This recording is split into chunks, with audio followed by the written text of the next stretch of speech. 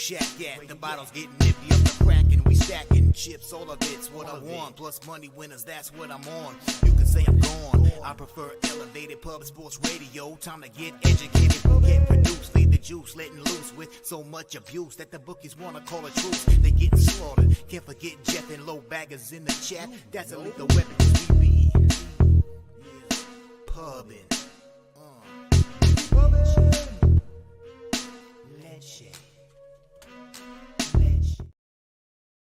Yo, what's up, everyone? It's Peter Loshak, welcome to Pub Sports Radio. We are doing this every Tuesday, of course, and Jimmy the Bag is on vacation right now, so it's just going to be me and some old friends, for better or for worse. I consider much better. Some people might consider it for worse. I disagree with that. We're going to have Mr. Gogster talking NHL. We're going to have Connor Mack talking college basketball and NBA. It's going to be a good show. People who watched the show last week know that in NHL I've switched pretty heavily over to player props, and that's going nicely. I'm enjoying that. So I priced out a whole bunch of player props for NHL today. Seth Jones shots over, of course, and some other stuff. NBA is interesting. It'll be good. We'll do it carefully and cautiously with the comment section. College basketball, of course, in the crazy part of the season. So there were a bunch of games with overnight lines. I did look into those. The ones that didn't have overnight lines, I haven't looked at yet, but that's okay. We'll handicap them live on the fly with Connor Mack in the comments section. Just because this morning I was pricing out player props for NHL, so that's what I put all my time into this morning. So I didn't look at the conference games that didn't have overnight lines, but we'll look at it, and there's probably still some value. It's going to be fun. We got everyone in the comments section. Jose Bouquet. Hope Jimmy the Bag's having a nice time on his vacation with his family. That is, I can't imagine anyone doing this with a family. It's hard enough to do alone. It's hard enough to have a family without doing anything else. Doing these two things together, shout out to Jimmy the Bag. Always making everything fun for us, holding everything together. Shout out to Mr. Gogster. Shout out to Connor Mack. Shout out to everyone in the comment section. Shout out to Jose Bouquet. Shout out to Slaughter. Let's look at the comment section very quickly. Shout out to Razor Sharp Picks. Razor Sharp Picks. Hell yeah. Nasty Nate. Morgan Spooner. Serious Business. Jay Smooth likes St. Louis, Rhode Island under 156. Yeah, I mean, regular season, that would be a no-brainer over. But with the conference tournaments like this, I would be leaning that way as well. Not a lock, but definitely leaning that way as well. And Mr. Vape says, what's going on, fellas? Favorite play today is over in Pacers OKC 240. Yeah, I actually hit that. I got 236 or something, 235 and a half, 236 and a half.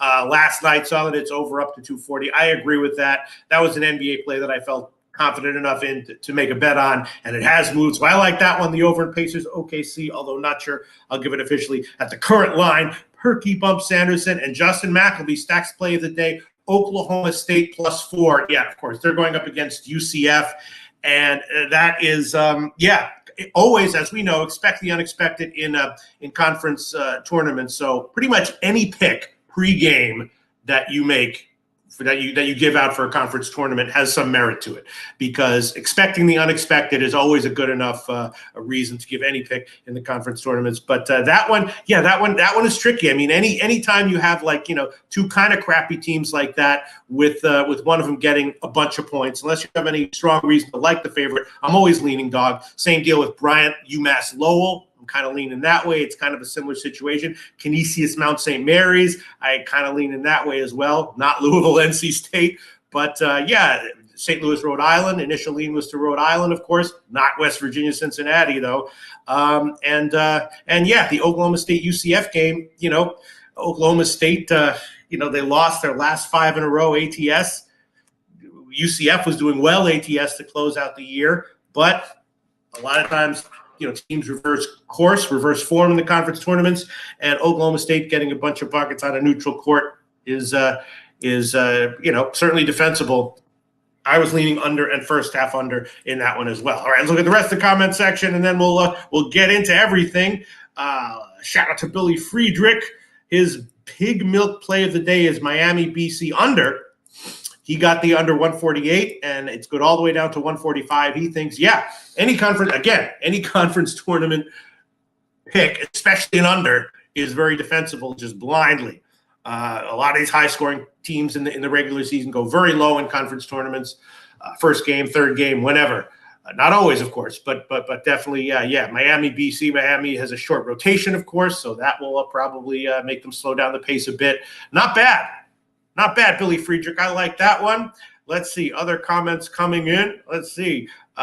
Morgan Spooner likes New Hampshire team total under. Yeah, I mean, I was leaning under in that one, but also New Hampshire plus the points. But they might get steamrolled. Yeah, I mean, New Hampshire team total under. I was leaning under in that game, but I was leaning New Hampshire plus the points. Morgan Spooner likes LaSalle and Davidson. Yeah, I don't know, man. Davidson as a favorite against Fordham, not exactly sure, but we'll talk about it all. Thank the Lord we'll have Connor Mack to break it all. And Morgan Spooner's the St. Louis best player out with an injury yesterday. I haven't seen an update yet. And Rhode Island is still a dog. I mean, when I first saw the line, I was like, Rhode Island should be a dog, should not be a dog necessarily. So I was leaning Rhode Island as well. Look at the comment section, and then we'll move in. Let's see. Morgan Spooner says DJ Horn got hurt for NC State. Lizzie Pack wouldn't bet a penny on that team without him in the line. I hear you. Except that Louisville is very, if you follow Louisville closely and you have a good read on when they're going to be good and when they're going to be ass, by all means, bet their games. And sometimes I tail those people. But in general, my initial thought is pass on any Louisville game this year. All right, let's see. Yeah, right. Starts in 20 minutes. Perky Bumps. Okay. Yes. Joe Marinaccio, the DAP cap. Is it possible to cover Davidson Fordham before NHL? It starts at 11:30. Absolutely. We don't have Connor Mack here, though. But we can bring Jose Bouquet in just for one quick second. Jose Bouquet, you want to jump in here just for to talk about the college hoops game that starts at 11:30? Jose Bouquet, where are you, Pat? Sure. What do you want to know, P? I can give you some line movement or some. I want to know.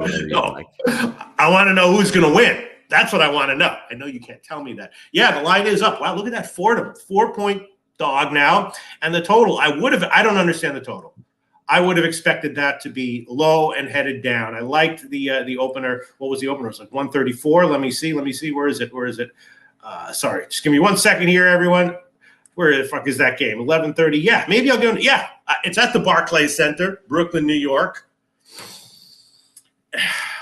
Total was 134. I like the under. Now it's up to 136. I've made some good calls on Davidson unders this year. Jose Bouquet, you're on the ones and twos for some of those. Yep. Yeah. I don't like to go against line moves here, but the first half under 62, full game under 136. Well, if you want some market moves here, Pete, real quick, 68% of the bets and 57% of the money on Davidson against the spread there. And like you were mentioning, the total there, about 50-50 ticket split, but slightly more money on the under, 54% on the under, but only 1,700 tickets in there. Mm-hmm. Perky Bump Sanderson gives us some info on this game, which is very useful and important. Also, extremely disgusting. So I'm not going to read it out loud, but you should go read it yourself to understand, why Davidson might be a good fade in this game. Yeah. Where are you leaning, Pete? I'm sorry? Where are you leaning? I'm leaning under and leaning Fordham. That was even before the intel from Perky Bump Sanderson. And now with that intel, I mean, how can I not take Fordham here? Getting 4. I'm definitely leaning. I mean, Davidson is, should be a quality team. I like the under more. I don't understand the, of course it could go to OT and there could be all sorts of shenanigans at the end. All right. You know what? What the hell? I'll give the under as an official play. Whatever. Pinnacle line 136 minus 113, 115. We can start off with that. I don't love the line. I mean, I hate the line movement, especially so close to tip off. But we'll start with that. We'll start off with an official play there. It was the way I was leaning.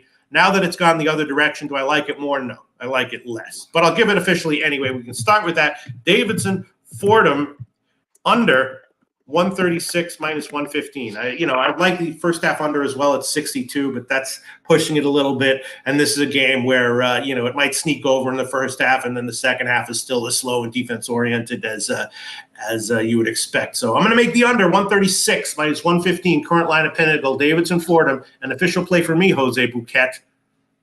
All right, beautiful. Getting the best of the number, I guess. By the way, Pete, reminder, Nasty Nate said it in the chat. I think only 8 more days, Pete. 8 more days until Palooza. 10 more days until Palooza. Oh my gosh, it's coming up here so quickly. It's kind of crazy. So excited to see everyone coming down. Mr. Gokster going to be here. Connor McPick's going to be here. Pete's going to be here. So it's going to be a whole lot of fun. Everyone come on down. If you don't have your plans made already, get on it, because it's getting the nut crunching time.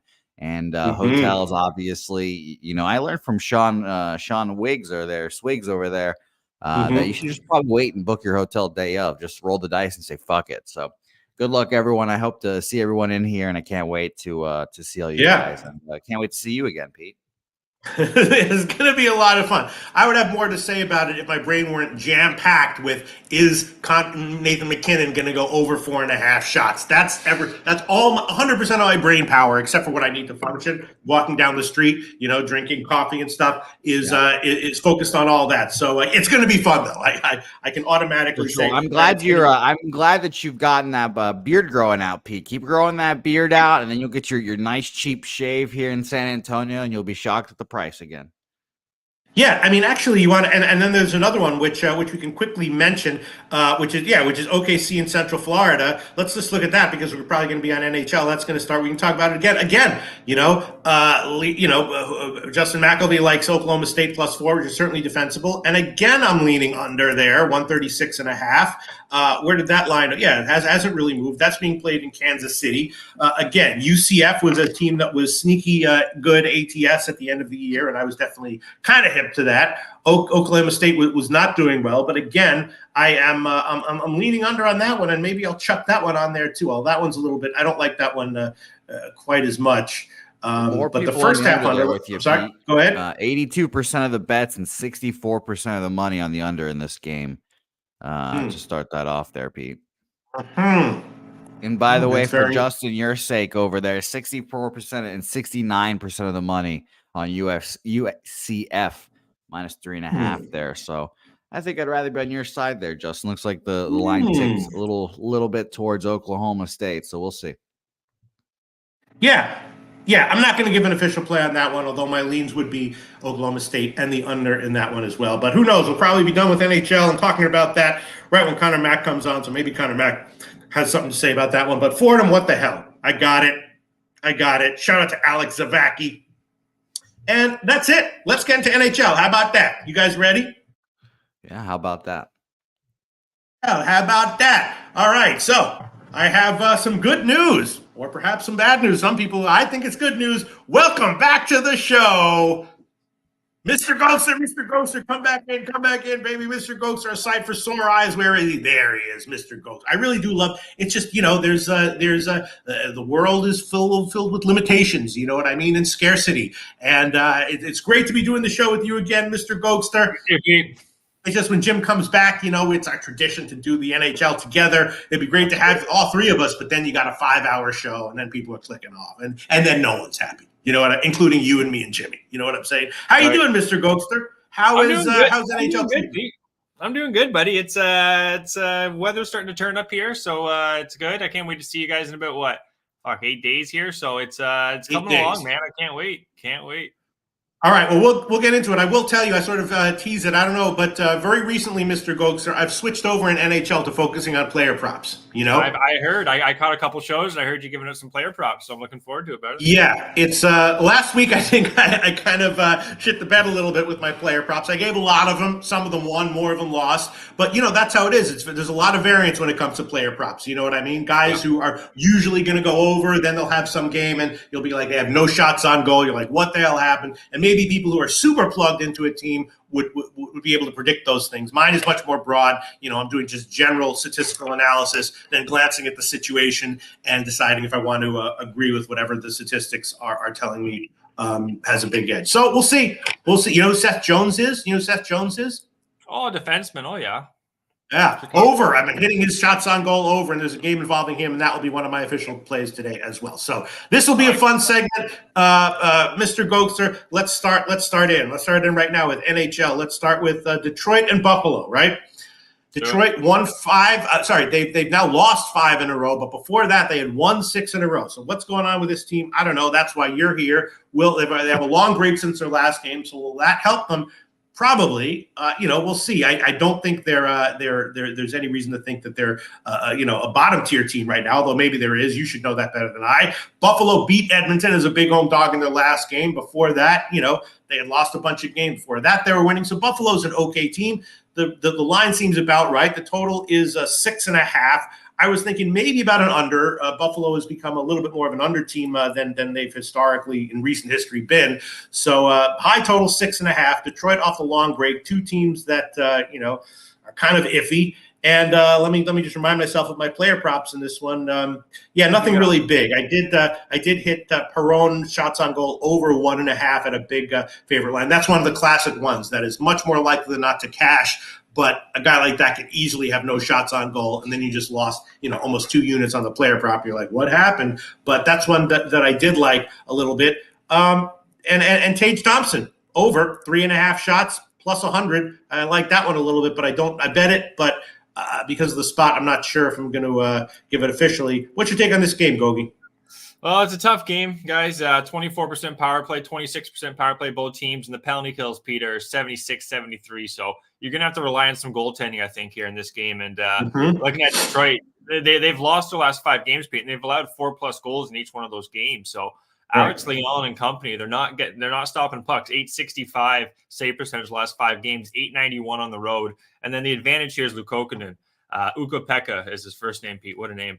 2.13 goals against last 5 games, 2.11 at home. His save percentages are about 920. So that's a winning goalie. And since they've added Bowen Byram, great trade they picked up from Colorado, him and Dahlin, Owen Power, they're starting to really develop for the future. Yoki Haru as well. I had to go with Buffalo here. I'm just kind of riding the hot hand here. They're averaging also 2.78 goals, Pete, since the break at home. They're a strong home team. They're playing a lot better at home. So where I'm going with this game, guys, I'm taking Buffalo's team total over 2.5, and then just Buffalo on the money line. It's going to come out to -105. It's the same game parlay there.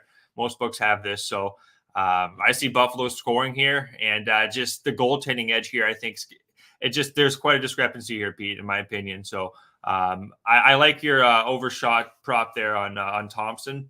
And I could see Perron as well because he's a third liner. But the third line I'm seeing here does have Skinner, Krebs, and Peterka, which is it's going to cause a lot of offense like that. That's a quick line for Perron, who's for the most part he's an older player. But I see Buffalo winning this game, guys. Money line and team total over -105.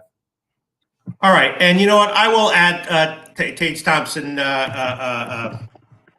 goal. Let me see. No. Shots on goal over 3.5 plus 100. That's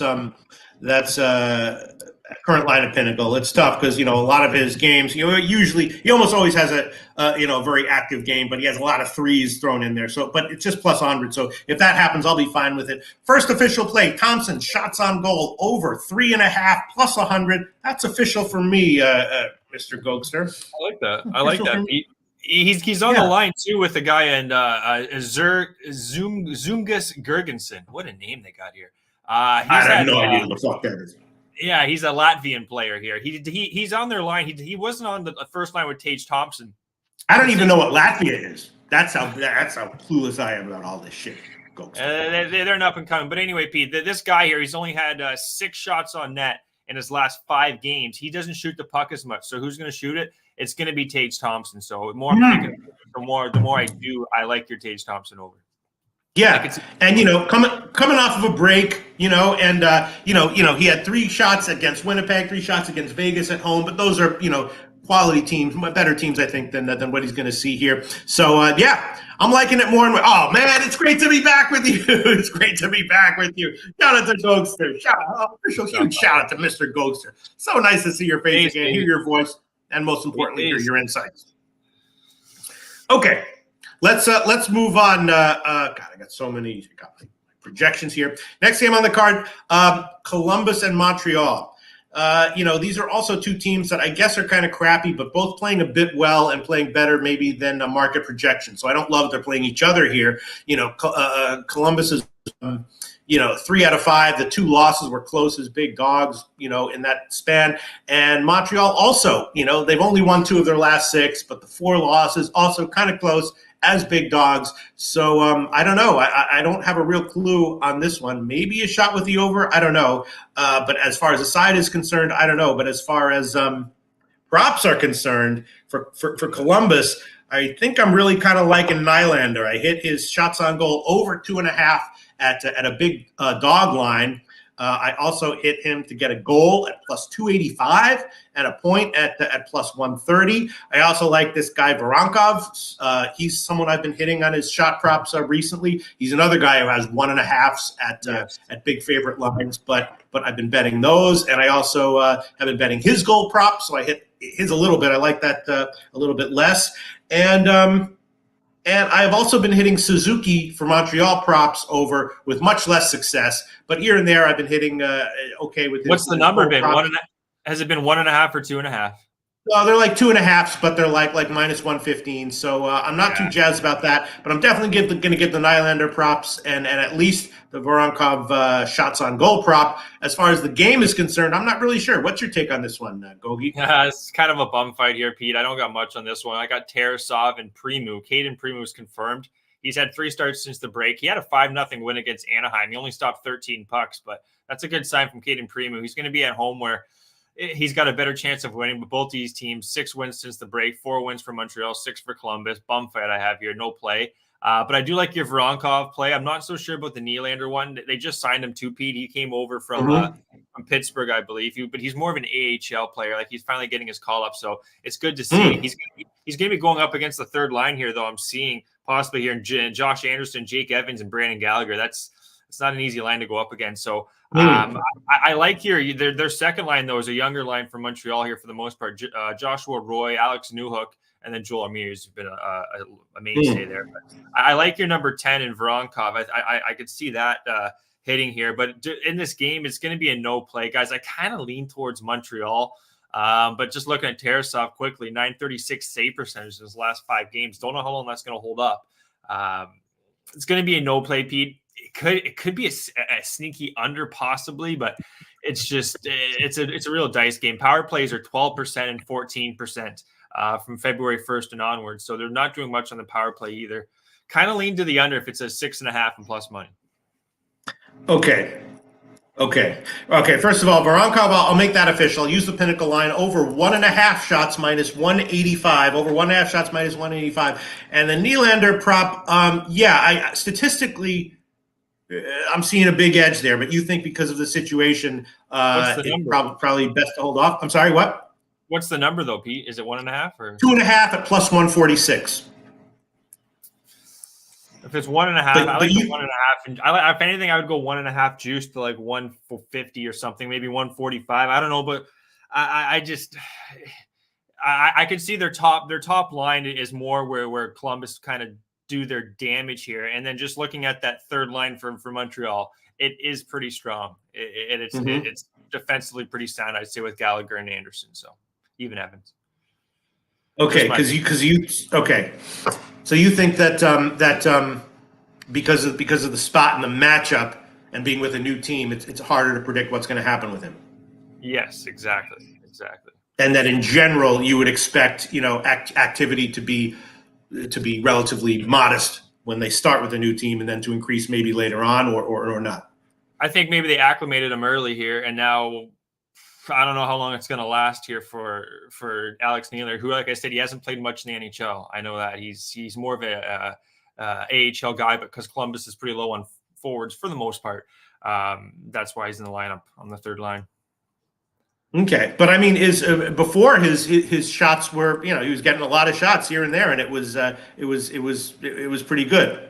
I don't want to talk you off it. I would just be, I don't know if it would hit, but you're the master, Pete. You're the professor, right? So it's hard to certainly not. But all right, if it hits and I don't give it, I'll be extraordinarily angry. So I'll give it. If it loses, it's just 1 unit. Nylander over 2.5 shots plus 146. That's the current line at Pinnacle. All right, I will.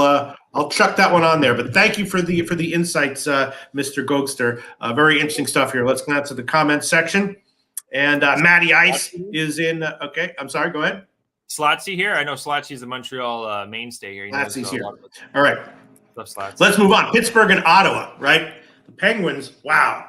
They have lost 6 of 7, and in 5 of those losses, they have scored 0 or 1 goal. So this is a team that has really fallen off a cliff. And I've actually, since I've started looking at props, I've pretty much been hitting the Malkin under props left and right, and those have been cashing. It's been for a short period of time, but I feel like his props are still, too high. Ottawa, they've lost 7 in a row. They've only scored a few goals in all those losses. Neither team is really, Ottawa's turning from the trip.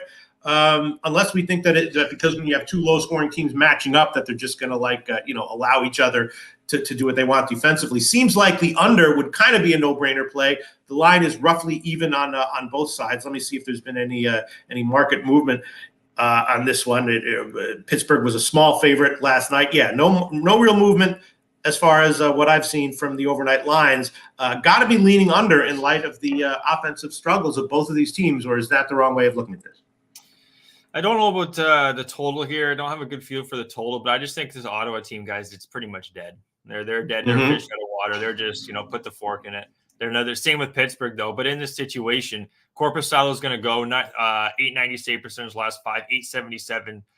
Yari does have an 886, but he does have a 911 save percentage on the road. I think this is going to be a Pittsburgh spot, guys. Short and sweet here. 85% penalty kill, too, for Pittsburgh.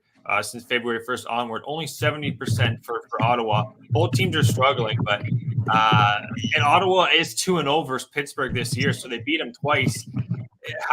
Just the experienced team here in Pittsburgh, this is a spot I think where they're going to get Ottawa. And also, everyone remembers Erik Karlsson. He's coming back to Ottawa tonight too.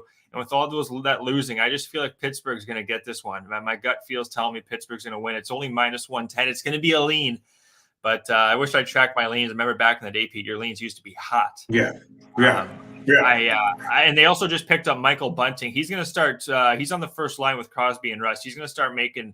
He's more of a forechecker guy, Pete. He's going to come in there, smack the boards, hit your defenseman, take the puck, fish it out to Crosby, whoever it's going to be. I don't know if he's been acclimated as much. They're 1-5 in March. With that being said, this Ottawa team's just depleted right now. They've lost Norris again, Shabbat's day-to-day. They've called up 2 guys from my Belleville Senators here who they could do okay here. It's going to be Yuri Schmeichel. They also picked up Boris Kutchuk, butchering his name, but he came from Chicago. Chicago got rid of him. And Ottawa picked him up. Never a good sign. Chicago's actually looking much better. I'm looking towards Pittsburgh here, guys, on the money line. But you're not thinking about the under. You think that would be a side of a sucker play? Yeah. If anything, I would think Ottawa's they can score. Like their top 2 lines are pretty good. It's just defensively right now. I'd be worried about them, especially Pittsburgh here, who are coming off some bad losses. And defensively, they're a lot more sound, I would say, than Ottawa is right now. So, all right. Well, let's talk props. First, one prop that I'm definitely going to hit that I've been hitting recently with some success. Shane Pinto, overs, 2.5 shots, -143, current line at Pinnacle. Hit that one a bunch of times. It cashed. I don't see any reason not to take it here again. Pinto, over, 2.5 shots, -143. And then, interesting, Karlsson, shots on goal over was also something that I thought there was a modest statistical edge on. But I rate them 1, 2, and 3, and that one was just a 2. But you think that because of the spot, he's going to have a bigger game than normal? Yeah, I could see him being involved in this game. Yes, I could see him being. But you don't think it's awesome to take his shot prop over? 1.5. Like what's the number, Pete? 2.5 at like +111. I'm no good at shot. I've been burned so many times with a 2.5. I don't know, man. No, it's okay. Just tell me your thoughts in general. I think he gets a point, if anything, here. I would look at him maybe to score a point in this game, maybe get an assist. I see him getting involved in this game. I really do. With how bad they've been, he should be one of the leaders on the team that's not really been there. He's going against his former team where they're just depleted. They got a bad goalie too, coming off all these losses.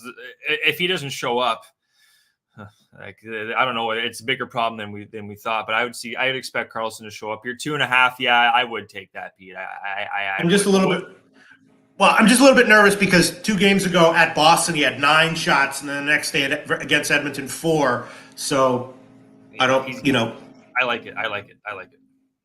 Yeah. Okay, I will add that one on. Carlson, I'll take the I'll look at the current line up to the second here at Pinnacle plus 110. Erik Karlsson over 2.5 plus 110. I will take that one. Erik Karlsson over 2.5 shots plus 110. And then what about this guy Rickard Rakell? I took him as well. I got let me see. I'm sorry. Rickard Rakell. Rickard Rakell, yeah, 2.5 at plus money. Statistically, I saw a big edge there. Not sure if it was legitimate, but that's what I saw statistically, so I hit it. One of their top goal scorers, like he's one of their top 2 players that are probably going to score. He's an offensive weapon for that team. So, yeah, and so why would this line be as modest as it is? 2.5 like even money. I couldn't tell you. Okay. I'll chuck that one on there as well. Maybe there's something I'm not seeing, but Rickard Rakell over 2.5 shots at plus 102. That's the current line at Pinnacle. Okay, good. We're breaking the hell out of this, Mr. Gokster. Let's look at the comment section and see. And Billy Friedrich says I couldn't bet Pens like that. Pens haven't recovered from the Gensel trade since yeah. Steve G says butchered a lot. Yeah, I don't know how to pronounce a lot of these hockey players' names. I analyze it statistically. I look at things statistically. I'm sorry, what did you say? It goes UFC, then hockey, and then tennis. Maybe tennis in front of hockey, but hockey's right up there. All right. Okay. Next game on the card is San Jose and Philly. All right. This is, Philly obviously a massive favorite here.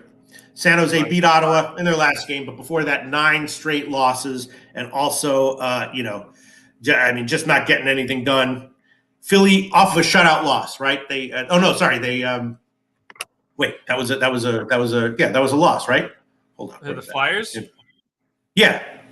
They came off of let me just bring it up here real quick. Right, yeah, that was okay. That was a shutout loss at Tampa Bay, got blown out 7-0.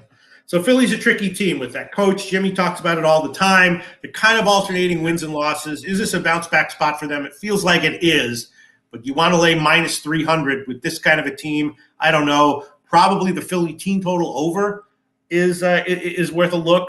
And, other than that, I'm thinking that Owen Tippett, shots on goal over. I've gotten burned taking his over props a few times recently, but again, bounce back spot against a terrible team, San Jose. Feels like it's more likely than not to be a good spot for him, and that statistically has an edge as well. And also this guy Forster, I see a statistical edge with him to score a goal. He hasn't scored in a while, so I'm not sure if there's something wrong with him or if it's just variance that is causing his line to be a little bit inflated right now. And then also this guy Lawton, assist at about plus 150. That indicate that the statistics that I look at indicate a little bit of value there. Obviously, a big bounce back spot for Philly. Is it worth taking them at -1 or 1.5 or even 2, whatever? What do you think, Gogi? Well, just with that stat there, P, more I'm thinking I might start getting into shot props. How much time on ice is what I want to know with Scott Lawton, because he's on the 4th line right now. Like I don't know how much time he's going to get out there just to get that assist. But more you're talking about these shot props, Pete, I might come back at Pubapalooza here with some shot props for you guys. I like this Forster. I've been watching him. He's an up and comer. I like that.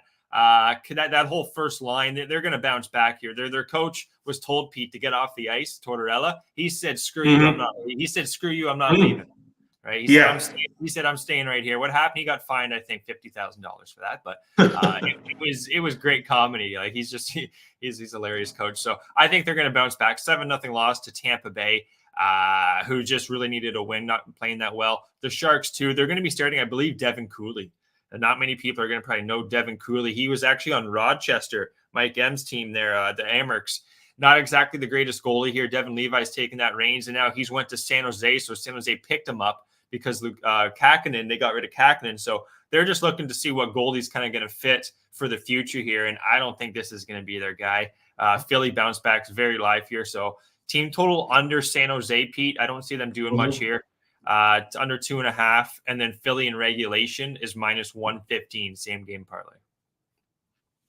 That's where I'm looking here. Tippett, he has a lot of games where he literally has like 10 shots on goal, but then a bunch of other times where he has relatively modest shot prop, and it'll be a 3, a 1, a 2, and you kind of at least I didn't really anticipate that. You think that is there any way to predict when he's going to have one of his explosions, or when it's going to be one of the 1 or 2 shot games that's kind of unexpected? Feels like a big bounce back spot for him, right? Just thinking, I'd look to see who is he getting his points against weaker teams or stronger teams. Like I would consider San Jose to be one of the weaker defensive teams. So if he's able to take advantage of that against teams like maybe Chicago or Columbus or Ottawa, then I would like that. I mean, he's definitely getting held down by like Tampa Bay, Florida. He got held down by Ottawa, but yeah. And if he didn't do much, then you know what? I would probably fire on that. I think he should bounce back, or the whole team should have a better effort here. Right. So yeah. Okay, I'll take it. Owen Tippett over 3.5 shots on goal, minus 125. That's the current line at Pinnacle. And the fourth. I'm sorry. Go ahead. That's all. I was thinking it was 2.5, but 3.5. Okay, let's go, Pete. Let's go. No, I mean, and so Forster, he was pretty productive for a while. 3 straight games without a goal. Is that fluky, or did something change with this team? Well, again, I guess I would kind of just thinking who's he playing. Certain teams. Tampa Bay, Florida, St. Louis. Yeah, some tough teams. And he's a younger player that's probably not used to playing those more experienced teams. So he's good. The team total over on Philadelphia is probably live here too. They should do what they want against San Jose here, especially with Devin Cooley making his first start, I think, of the year. So, yeah, it is his first start. Okay. And I'll check that one on as well. Tyson Forster, goal, plus 249, current line at Pinnacle, plus 249, current line at Pinnacle. He's gone a few games out of goal, but he has, as you said, been playing tougher teams. Let's glance at the comments section. And Kokechny is back for the Flyers. He also has some his assist prop was looking good for me as well here. What's the deal with that guy? Sorry, who? Kokechny. Travis Konechny. Yes. Okay, yeah, Travis Konechny. Yeah, he was hurt for a little while there. Okay, he's a guy who gets a lot of shots, I know, just looking at him in the past. So that whole first line, Sean Couturier, he's not going to score much, but he's going to feed the puck. He's more the guy in front of the net. So either one, Forster or Konechny, probably going to do something here. And Konechny is, I mean, he had, again, a bunch of games where he had no assists, but against maybe tougher teams, he should be okay, right? Is he injured or not? He's fine, right? Well, he's coming off an injury, so I haven't really caught a lot of Philadelphia games, to be honest, but I know he was hurt, though, I'd say about a month ago. All right, let's glance at the comment section, and then we'll move on. Okay, yeah, I'll hold off on that one for now, but statistically, it definitely looks good. All right, next game on the card, Rangers and Carolina. Rangers on a back-to-back. They beat New Jersey last night. Generally been good, although last bunch of games they're mostly 50-50. And Carolina, of course, blasted Calgary. 7 goals in their last game. Very good right now. 1-5 of 6, winning in general. I guess I would think that it's a Calgary spot. I don't really want to bet against the Rangers, but I do want to bet on Calgary. And not the Rangers Calgary. On a back-to-back. I'm sorry. I'm sorry. You mean Hurricanes, not Calgary. Oh, right. Sorry. Carolina. They beat Calgary in their last game. Yeah. So I'd want to bet on Carolina. They beat Calgary in their last game, and in general, they're playing very well.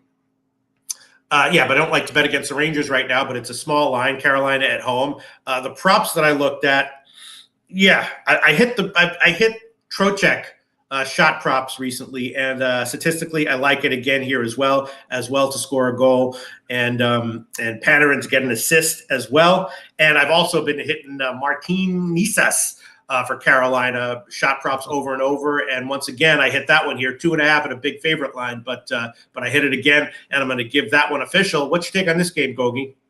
Martin Natchez. It's Martin Natchez. I knew that. They got so many players there now. Kuznetsov just filled in here on the second line center, so it's tough for me to say who's going to really do the damage for Carolina. They're just a well-oiled machine, top to bottom. Same with the Rangers, though. They're not going to have Trouba, though. Trouba's going to be out for this matchup, so I think that does hurt the Rangers a bit. Gensel's going to be in, too. Didn't talk about this. Gensel, that's another guy they picked up, so I don't know who's going to do the damage for Carolina, but I think they're going to win. I'm not too sure, though. That's the thing. They're starting Shesterkin tonight, who's been a really hot goalie, 925 save percentage last 5 games. And then Kochetkov, you know what? Just thinking of this. This is like the battle of the two top Russian goalies, probably under 25 years old right now, Shesterkin and Kochetkov. Both these goaltenders have save percentage above 920. Smells like an under, Pete. Smells like an under.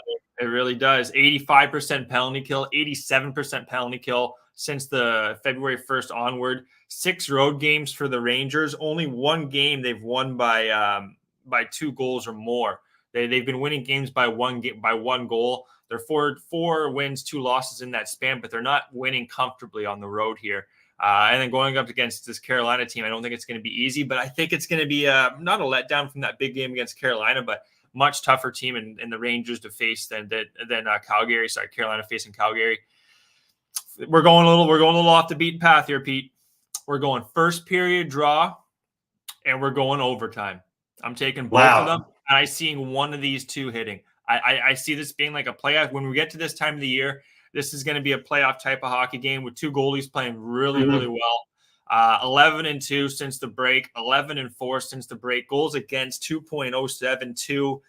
Yeah, they've been scoring, but I see it's going to be a tight game. And like I said, the Rangers haven't won a game by more than 1 goal, or they've won 1 game by more than 1 goal since the break. So I would lean towards Carolina. I was going to take Carolina, but I don't want to take the money line like minus 165, and I don't want to take red because I think overtime can hit. So plus 333 on overtime, plus 170 on the first period draw. Okay, that sounds good. In the meantime, the Natchez prop, I hit it. It's taken a big move down. I got it at 188 at Pinnacle. Now it's all the way down to 165. So it's been like a 20-cent move to the under. Why would that be? That's a sharp move, right? Because Getzel's in, so they're starting Getzel right now. So you really got to just see what the lineup is, where he's going to be, where they're going to slot him in. But just having Getzel back in there, I was saying there's too many guys here. I don't know who's going to. And Martin Natchez, he's a guy that's very hot and cold. Like I had him on my fantasy lineup for a bit, Pete, and he was. I think I dropped him actually just because he wasn't doing much. But I would look at maybe I think Getzel, kind of like with Alex Nylander. I think they're going to try to want to get him the puck early. It's going to be tough kind of finding him because he's going to be on the new team here. They obviously got to practice in the last 2 days and today, but wow, it's a tough player prop for Carolina, in my opinion. Yeah, someone definitely knows something because that's a big move that I guess I'm not going to hedge. I can't hedge out of these huge juice lines. And then what's your take on Trocheck? I hit his shot prop last night, thinking about hitting it again. 2.5 for the Rangers, eh? Yeah. I like looking at the Carolina's a tough team, though, aren't they? Yeah.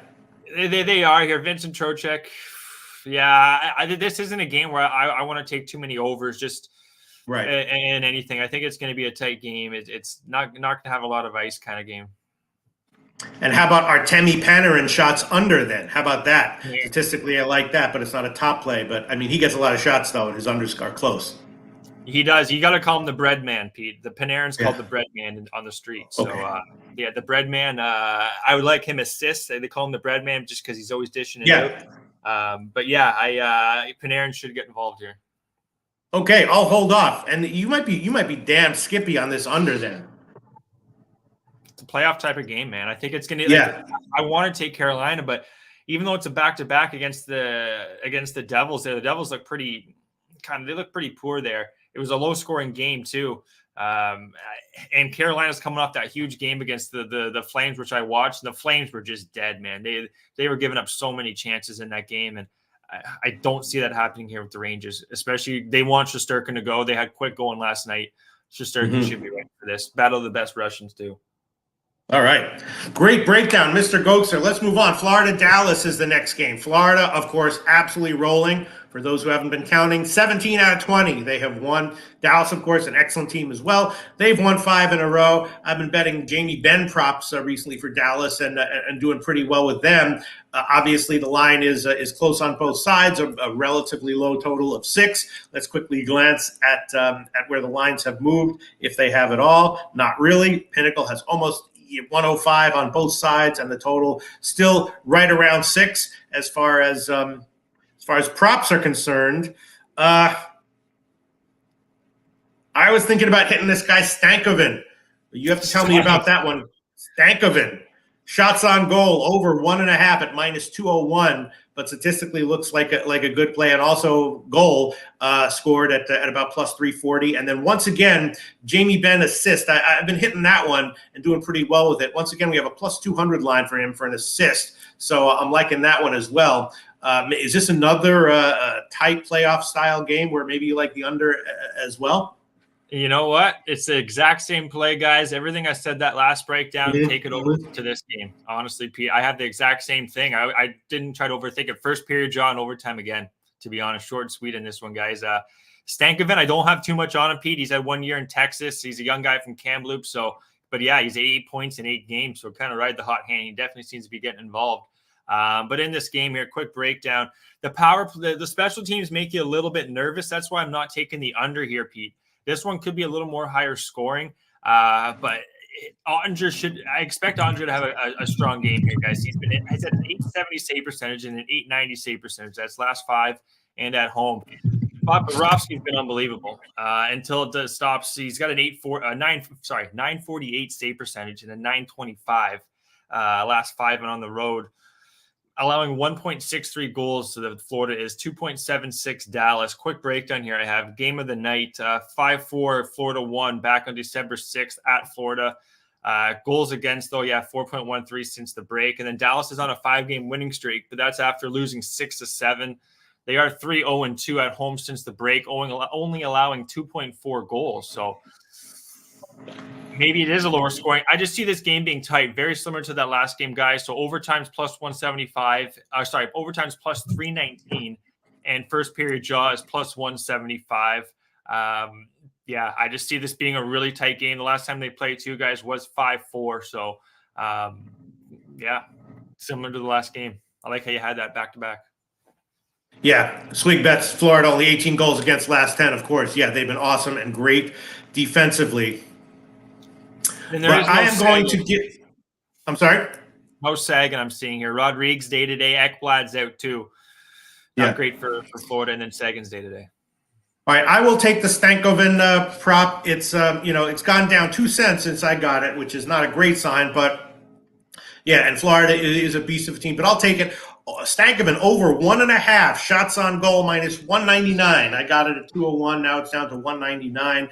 And I guess I won't take a Jamie Benn assist prop because, taking scoring against Florida, you got to have a real good reason to do that. And I was thinking about Sam Bennett shots on goal over, but that was just a very modest. I'm sorry. Go ahead. Reinhart would be the guy. I thought you were going to say Sam Reinhart. Sam Reinhart's been on fire, and he's the number one guy in their power play. And looking at the power play, 34% going up against 78. So if there is going to be a goal, I could see Florida scoring on the power play, and Sam Reinhart is usually always involved. So, but I'm going to pass on that. Just one play for me, and then let's glance at the comment section and move on. Let's move on. See if anyone has anything to say about this one. Okay, let's move on. Arizona, Minnesota. Right, Arizona beat down at Chicago in their last game, but they've actually won about half of their games over their last 6. And Minnesota, I don't know. They're kind of team I don't really like as a big favorite. They're kind of 50-50. They do get their wins, but when they win, they don't dominate. They should be a big favorite here, though, against Arizona, and they are. When I saw it, it was about -190. Let's see where the line has moved, if it's moved at all. Yeah, right around -190. Total is juiced to the over. So I guess it's a good Minnesota spot. But I definitely wouldn't want to lay that line here. As far as props are concerned, though, I do think that probably some offensive props for Minnesota are probably pretty good. Kirill Kaprizov to get a goal at anything with plus money is probably worth a shot, according to my stats, and also according to the eye test. This guy, Eriksson Ek, is good, but he doesn't get a lot of shots, so I was thinking about the under shots prop for him. And then this guy, Hartman, looking pretty good. Statistically, I have his shots on goal under as worth a play, but assist at like +200 over. that's looking pretty good. And also the Zuccarello assist and Rossi shots on goal over at plus money. What's your take on this one? Is Minnesota worth the play here as a big favorite? More I'm thinking about it, yeah, I think they are. I do think they are. The only issue with this game that made me I didn't know what to do is they played so much of late, Pete. They've played twice, I believe, already in March. Here, if I'm not wrong, here, let's just see here. Yeah, they played March 7th, 5-2 win Minnesota. Played the 14th, 3-1 Minnesota, and then they played at Minnesota back on the 13th of January. Arizona won 6-0. So Minnesota's already kind of revenged that loss, but they're coming back home here. I think Minnesota wins, but more I'm looking at this game, I thought the goals is going to be what we're going to see here, Pete. But talking quickly, Minnesota guys, they've had 2 home losses only by 1 goal. That's a sign of a winning hockey team. And then they're coming off that 6-0 loss at home back on January 13th. And then looking at Arizona on the other side of things, they're averaging 3.44 goals on the road since the break. So they are scoring on the break, but they're having trouble stopping the puck. 4.18 goals against since the break. It's not going to get it done against Minnesota. So give me the first period over, Pete, 1.5, okay, and the full game over 5.5. Tie those together, plus 125. That's where I'm going to go here. I think it's going to be, even though they've seen each other a lot, I don't think it's going to be I want to give more advantage to the offenses here because defensively, Minnesota and Arizona don't scare anyone. So I think if anything, their offenses know what to do. They're going to know kind of, okay, this is what worked, especially they've played now 3 times in the last month and they haven't been low scoring games. So I think we're going to see another high one. Okay. I will start with 2 props. I will give the Kirill Kaprizov goal prop. That's plus 112 current line at Pinnacle. I'm also going to give Marco Rossi shots on goal over 2.5 at plus 135. I'm sorry? Marco Rossi. Yeah, what do you think about that? Yeah, this guy's in the AHL for a long time, but he's been a mainstay and he's going to be a main. This Minnesota team is going to be good in the next few years, Pete. I really believe that. Rossi here quickly, see what line is he on here. Eriksson Ek quickly. You're talking about Eriksson Ek under. He likes to stay in front of the net, Pete. He's like 6'3" on skates, 6'4" maybe. He's a big boy. He'll stand in front of the net and just kind of get the rebound goals. He won't his shots, if anything, are going to come around the net. Like he doesn't shoot the puck a whole lot. He gets a lot of his points around the net, just being in front of the goalie. So a little update there. Rossi on the second line. He just has great line mates here with Zuccarello and Hartman. They're veterans, man. So that's why Rossi's playing so well, probably because he's got great line mates. So I like Rossi. Okay. I will also take the Eriksson Ek under 3.5 minus 129. That's 3.5. Yeah. I'm sorry. Yeah, I could. I mean, that could easily lose, but I will take it. Eriksson Ek under 3.5 minus 129 current line at Pinnacle. And you got anything to say about this dude Ryan Hartman? I'm kind of liking his assist prop. Yeah, just like I said, they compliment Rossi a lot, so I don't mind that. But the Eriksson Ek, Pete, the more I'm thinking about it, he's going to be able to do whatever the hell he wants in front of Ingram tonight. The defense for the Arizona Coyotes are tiny. They're not big at all. They got Dursey, Moser, Valimaki, Soderson. They're really bad small defensively. So just thinking, like Eriksson Ek, he's probably going to score a point here. If anything, I think he's going to be able to do what he wants. Sure. In this game. But quickly going back to Hartman, I don't mind it. Someone on that those top 2 lines are going to do what they want, I think, against the Coyotes defense here. It's just been so poor, and this team's been scoring. They scored 10 goals against the Canucks, for crying out loud. So what are they going to do to this team? Yeah. All right. I'm going to take Hartman assist at plus 211. That's the current line at Pinnacle. Hartman assist at plus 211. That's the current line at Pinnacle. And I also kind of like the Hartman under shots on goal prop because, but I'm not sure if I want to pull the trigger on that one. But he's not really the kind of guy who, I'm going to hold off on that one. But I will give the assist. And Eriksson Ek, he can do whatever he wants, but will he be fully? I mean, he'll get a couple shots here and there, but is he going to get to 4? Probably not quite as likely, right? Probably not. I'm just thinking that where there's going to be like he's going to have to stick on the ice, Pete, and I think there's not going to be many guys who are going to be able to like push him off. So they're going to see him in front, and he's going to. I don't know if he's going to have tip ins or what, but that's his game, and I think it's going to work tonight. Yeah. No, I hear you. Well, I'll take it anyway. Yeah, the point prop for him is minus 224 at Pinnacle. That's extremely tempting, but I don't know. Yeah, that is probably a good play. Even yeah, man, the point prop is probably great. I should probably chuck that in. Let's glance at the comment section here. Sunny Springs says Arizona all day. Counterintuitive, but Arizona has had their number. Rocco Raj says Boldy point or assist has been awesome. Yeah, I've been looking at Boldy props for sure. And this is both teams are healthy. Game. Both teams are healthy too. Both teams are healthy. Pete Dermott's out on defense too, which doesn't help the Coyotes. But they have all their offense to Arizona and Minnesota. So I think there's going to be goals here. There's definitely going to be goals, in my opinion. Yeah. All right. Maybe that Eriksson Ek thing was a mistake. That might have been the under. That might have been a mistake. But we'll see. I'll stick with it. Next game on the card, Anaheim, Chicago. Anaheim, 2 straight bad losses. But before that, they had a bunch of wins. Chicago, of course, blasted Arizona, 7-4 in their last game. But in general, they've been bad. So you got 2 kind of crappy teams here. I don't know. Is Anaheim that much better than Chicago? Maybe they are. I'm not exactly sure. I was thinking about it's a modest total at 6. We'll see if the line is moved, but I was thinking maybe a shot with the over and maybe some over-related props. What's your take on this one? 2 kind of crappy teams here, Anaheim and Chicago. I'll be quick here. I think this is a play on Chicago, guys. They're finally healthy, short and sweepy. This team's been banged up for so long during the year. Just Athanasiou, who's day-to-day, and Connor Murphy. Everyone else is pretty much back now in the lineup. So now they got this team in the Ducks. They're going to be at home. Gibson's got a real poor save percentage, .881 last 5, .896. On the road. Then looking at Mrazek, his numbers have been a little bit shaky of late, guys, but he's got a .920 at home. This really feels like injuries to Anaheim. They got a couple more guys injured than Chicago does. Penalty kill. This is a big outlier too for you guys. 83% for Chicago, 63% for the Ducks. And Chicago's going to do what they want, I think, here. They got the better goalie. Their offense is getting a lot more healthier. We're getting minus 107 on the money line. I was going to take first period, but I want the full 60 minutes here with Mrazek and Bedard and company. So give me the Blackhawks here, guys. It's actually going to be my last play on the card at minus 107.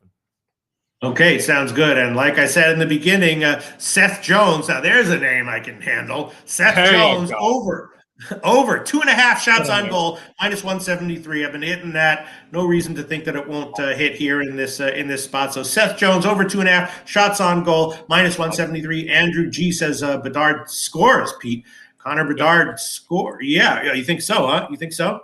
I could see that happening. This team's going to start winning, I think, near the end of the year. They're finally getting healthy. Like the laundry list was extensive for Chicago all year, but they're finally healthy, and they're going up against a Ducks team that's very lifeless, and their penalty kill has been really bad. So this feels like a spot where Chicago's going to start stringing some wins together.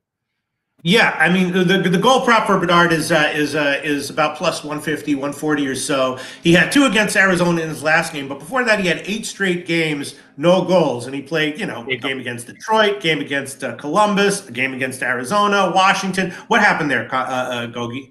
I hot hand. I think just certain teams are playing them tougher than others. I've seen that. Like more of the experienced teams are going to be more physical on them. Where they got the Ducks. This is where really an inexperienced team, really young team. So he's going to be able to skate kind of. This is going to be his style of hockey. So I agree with whoever said that in the chat. He should get at least a point, even over 1.5 points. I don't mind. Over a point for Bedard. Yeah, I like that. I do. I mean, his point prop is just a half, but it's minus 247 current line at Pinnacle. But then again, that includes assists and everything. All right, I guess I'll just really take it safe and Seth Jones. Let me ask you about this guy Vetrano for Anaheim. I've been hitting his props and mostly doing well, although his last game I forgot what I bet, but they were losers. What do you think? Is this just a dead spot for Anaheim? What do you think about Vetrano? To score a goal at like plus 190. I don't mind. I like his line here with Terry, Strome, and Vetrano. Then the first line is McTavish, Jones, and Killorn. It's the second line that's going to score more with Vetrano, Strome, and Terry. So I do like that. I don't know how much Anaheim's going to score here tonight. Right. In this game. It's quick notes here. They're averaging actually 3.7 goals for since the breakaway I have here, but they're allowing 4.0. And then quickly Chicago here. They won 1-0 back on December 7th against Anaheim. But that was without the majority of their team, and now they're healthy. So I think Chicago props are where you're going to want to look here tonight. All right, I'll hold off. I'll just take Seth Jones shots on goal over, and that's it. Next game on the card, Colorado and Calgary. Colorado, of course, won 5 of 6, but they haven't been good on the road, right? They lost 3 of the last 4. Their only win was at Chicago. So Colorado here now a big road favorite at Calgary, and they have not been good on the road. Calgary back home from a trip, blown out at Carolina in their last game. They're off of 2 blowout road losses. So what's up with them? Is this just another no-brainer spot where Colorado is overvalued on the road? What do you think? It's going to be a no play here. Quick note, struggling on the road since the break. 2.4 goals for, 3.5 goals against. That's not like Colorado, but they have picked up a couple players, I believe, since the break. Yeah, Preze's day-to-day still. O'Connor, he's going to be out. Colton's out. Johnson's out. 19% power play too for this team. Colorado 76% penalty kill, just not playing really good hockey. And they did get rid of, they picked up Olofsson, I believe, from Buffalo. They got rid of Bowen Byron. Don't like that trade from personally, at least from Colorado. But looking on the other side here, I have Flames are struggling to stop the puck. 3+ goals allowed in the last 5 games. Two wins, 3 losses in that span. It's going to be a no play for me, guys. Pospisil's day-to-day, Zari's day-to-day. That's some key young players out for the Flames, which doesn't help them. But then Colorado do have a back-to-back. This is their better chance, Colorado. They got back-to-back tomorrow at Vancouver. Starting Georgiev tonight. I would expect Colorado to get the win, but not comfortably here. I'm not enough. I do think Colorado get the win, but if the number is like minus 190, I'd probably throw it in a parlay, but it's still going to be a no play. I think Calgary's kind of they're in the sell mode right now, Pete. So, yeah. What about this guy Sharon Govich over 2.5 shots at plus money? That's what I was thinking about. I'm just worried that maybe Colorado is just a tough team you don't want to bet overshot props against. But you know, he's pretty active. 2.5 at plus money. What do you think? Yeah, Igor. He's I don't know how long he's been with Peltier though. Yeah, Jakob Peltier is a really young player. He's been hurt a lot of the year, but he's a stud. He's a real fast skater. I can maybe, if his shot props like 1.5 Peltier, I wouldn't mind that. Just because in this game, he's a guy that brings a lot of speed to their game. Because Huberdeau's a slower player. He's Sharon Govich is he's in his prime, but you know Peltier I don't mind. It's tough for me to give a player prop here just because Calgary's kind of been lifeless. But that first line is their most dangerous line, I would say. Peltier, Sharon Govich, and Huberdeau. Yeah.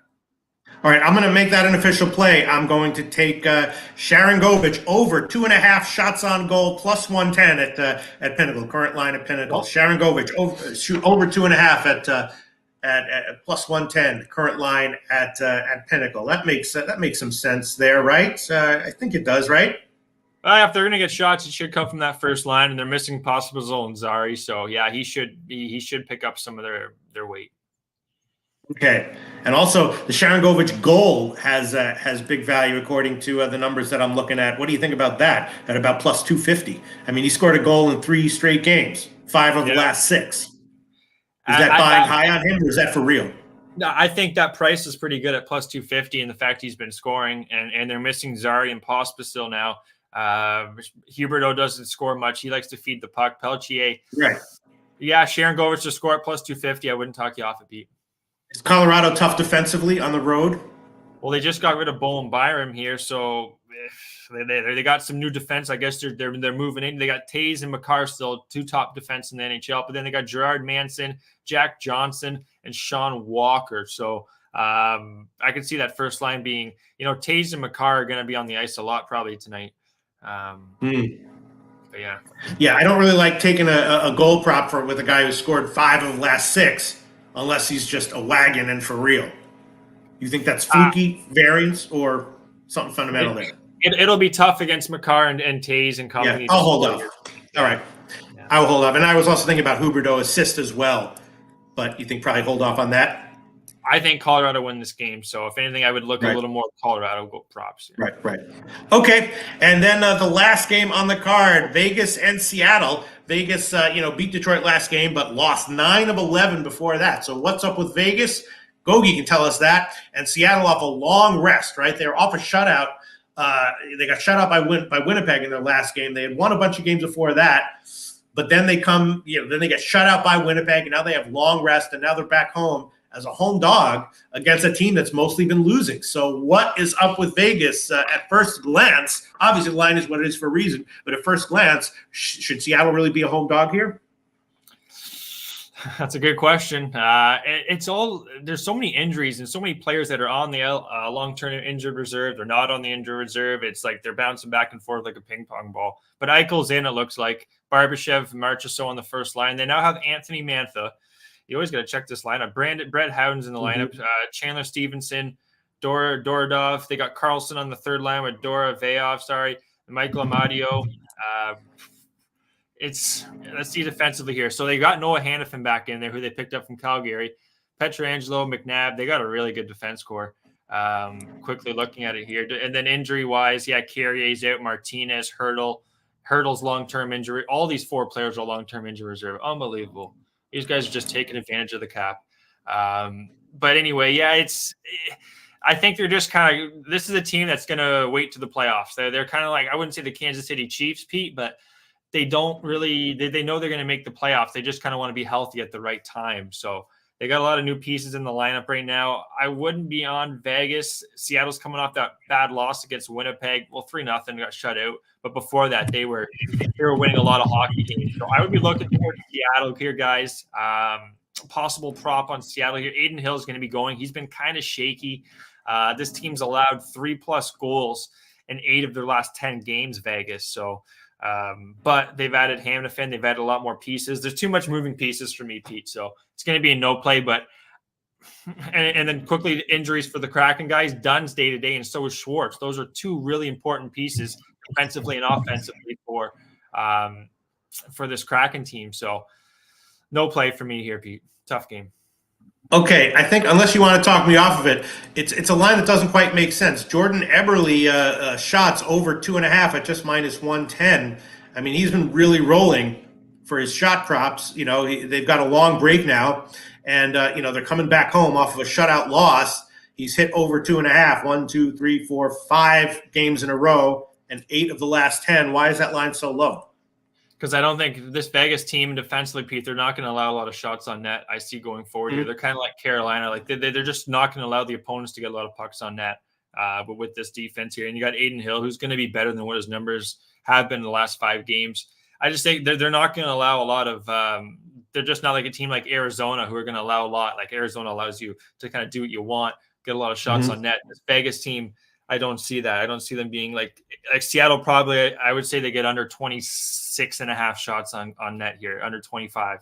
I don't see Seattle. But Vegas hasn't been good defensively for a while now. I know, but even like they picked up Hannafin, but like they still have their core guys here, Pete. And picking up Hannafin, he's a good enough player that's only gonna like elevate, I think, everybody else's play here. To be honest, and they don't have Martinez. Eventually, when Martinez gets back, who are they going to take out? Like they already have 6 defense that could probably start on the top 2 on any team in the NHL right now. So they're so good defensively. They're kind of like Tampa Bay in the last 3 years. They're not going to give you a lot to work with. I think that's just my opinion. All right, I'll hold off then. And the McCann point was also, but you're saying that in general offensive props here for Seattle is maybe a little bit ill-advised, but you don't necessarily like the under on this one. I guess if anything, that's kind of how I would be leaning towards would be the under. They have allowed those 3+ goals since the break, but eventually that's going to change. That this isn't the team. They're 3 wins, 7 losses in that span. It's a tough game for me to pick the side, but I would, if it's like a 6.5 or 6+ money, I would lean to the under for sure. Okay, let me see. And I was thinking about, I kind of like this guy Amadio also. I was thinking about his goal prop as well, but I guess I will hold. I'm sorry, go ahead. No, I'll just do another bad Italian impression. Sorry. Yeah, no, that's all right. All right, we broke the hell out of all these games. Let's review our plays. I'll just quickly review all of them. I got a bunch of props here. We'll see how it all turns out. I think it's going to be better than last week where I was listening to Gokes a little bit more and looking at the situation a little bit more. Tage Thompson over 3.5 or over 1.5 shots. Nylander over 2.5 shots. Pinto over 2.5 shots as well. Eric Carlson over 2.5 shots. Rickard Raquel over 2.5. Owen Tippett over 3.5. Forster goal at plus 249. Stankoven over 1.5. Kaprizov goal plus 112. Marco Rossi over 2.5. Eriksson Ek under 3.5. Hartman assist at plus 211. Seth Jones over 2.5 shots, and Sharon Govich over 2.5 shots. Interesting card. We'll see how it turns out. Gogi, review your official plays, please. Yeah, absolutely, guys. Great show as always, Pete. Buffalo team total over 2.5 in the money line on Buffalo, minus 105. I got first period draw and overtime in both games, guys. Carolina and the Rangers, and also Florida and Dallas. I tweeted out the lines there for you. San Jose and Philadelphia. We're taking San Jose team total under 2.5 and tie that in with Philadelphia in regulation at minus 115. Love it. The other one here, Arizona, Minnesota, first period over 1.5, full game over 5.5, Pete plus 125. And then the last play on the card here is going to be Chicago on the money line, getting much healthier, minus 107.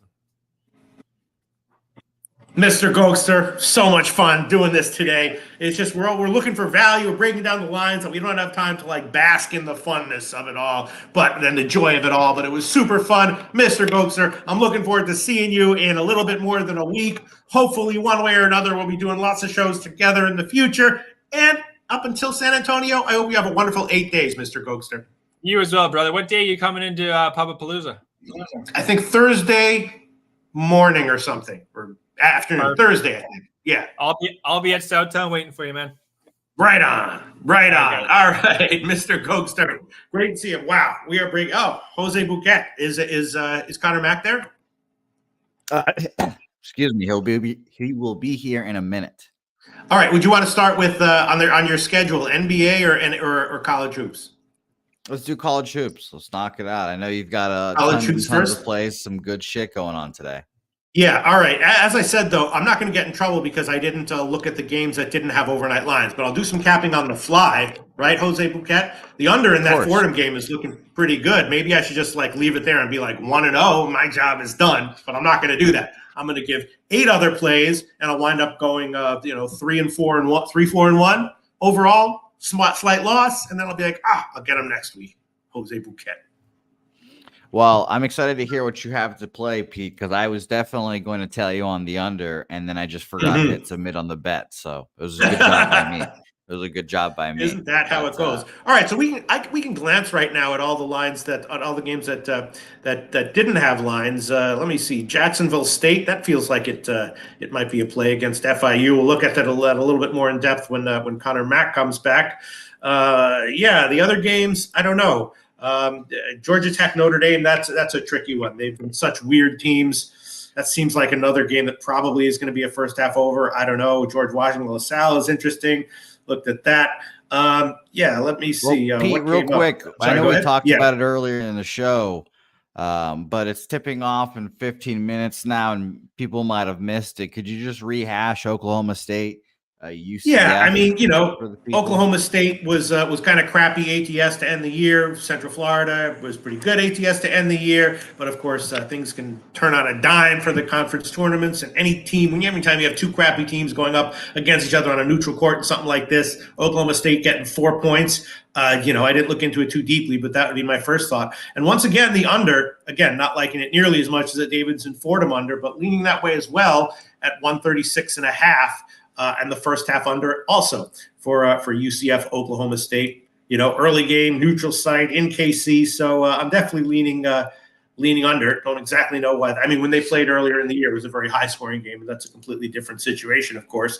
So free play. I would throw it on Oklahoma State. Free play on the total. Throw it on the under. But I'm definitely not going to bet that one. Stacks play of the day: Oklahoma State +4. Certainly can't make it disagree with that. That would be my play if I had a free play. Let's look at the comment section to see if anyone has any opinions or questions about any of this. Have opinions on my hair today, so shout out to you guys. I am actually hopefully getting a haircut soon, so shout out to you guys. It will be nice to, it's tempting. It's tempting to try to, not look offensive, to try to fit in. But in the long run, you realize it's actually more rewarding to not do that, to just be yourself and to have a little fun in life. You know what I mean? You can't have fun without taking a few risks here and there. Exactly. You know what? Speaking of risks, Pete, I don't know if you know this, Pete. Because you're obviously, when after the shows you go into the darkness, you're like Aaron Rodgers, and then you come out next Tuesday. This year for our Pub Sports Radio Poker Tournament, Pete, we have it in a card house as well, a genuine card house this year. Brooklyn Square Card Parlor this year hosting the Pub Sports Radio Poker Tournament. It's right down the street from Southtown 101, so that's one of the beauties of it. And it's a lot of fun. I can't wait to be there. Obviously, there's still the same setup for us, like rules-wise and such, $100 to buy in, et cetera, but it's going to be hosted at a card house this year instead of the bar, and it's going to be a whole lot of fun. And then after, of course, Jay Peasy and LJ are going to rock the stage on us at Southtown 101, so that'll be a fun time and a fun night for Friday. What day is that going to be? Friday night. Okay, for future Pubapaloozas, it would be nice to know the itinerary beforehand so people can plan. Like, I found out too late that the freaking karaoke and comedy show was going to be on Sunday night. I'm like, damn, I'm going to miss it, but that's all right. You're a busy man, Pete. We get it. Is that card house going to be like all serious, or am I going to be able to goof off and fuck around and pretend to be cosplay Phil Hellmuth and all that shit? Are they going to let me do that? No, I think it's going to be mostly our people there, Pete, okay. If not all of our people. So you can be however you want. But Pete, I have heard that there are very attractive women walking around as well, handing out drinks, giving massages. So maybe that might interest you as well. Yeah, I don't know. I would prefer to be, if I'm going to have drinks handed to me, I'd prefer some ugly, funny guy to hand it to me than fair. some hot chick. But yeah, it's going to be fun. It's going to be a hell of a lot of fun there. Jose Bouquet, for my whole life, I've just mercilessly mocked people who are into cosplay, but then I realized I like cosplaying for the shit that I like, which is like poker, sports betting. I love cosplaying that I'm some kind of like, sharp nerd or like, Phil Hellmuth or any of those guys. So I'm gonna go easy on Billy Martin cosplay. What's that guy's name? Billy Walters. Billy Walters. Oh, the best ever. The best that ever was. Unbelievable, that guy. Yeah, I would love to cosplay. And you were in the Walters. same room as him, and then you were too scared to talk to him. I wasn't too scared. It's called having a little respect and class, which used to mean something in humanity. No, I wasn't too scared. I'm not scared of anything. Except for hello, Connor. It's nice to see you. Yeah. All right. You guys ready to go? You guys ready to? We've been bullshitting around a lot. You guys ready to go? I'm ready. Yes. All right. Pete, what's going on? We're going to start with. I'm sorry. What's up, Connor Mack? How you been doing in general? It's great. You're a sight for sore eyes as well. You are a sight for sore eyes. Great to see you. Imagine I will that. see you. I will see you next week too. Yeah, everything's been pretty good. Pretty good. But we got lots of games. You ready?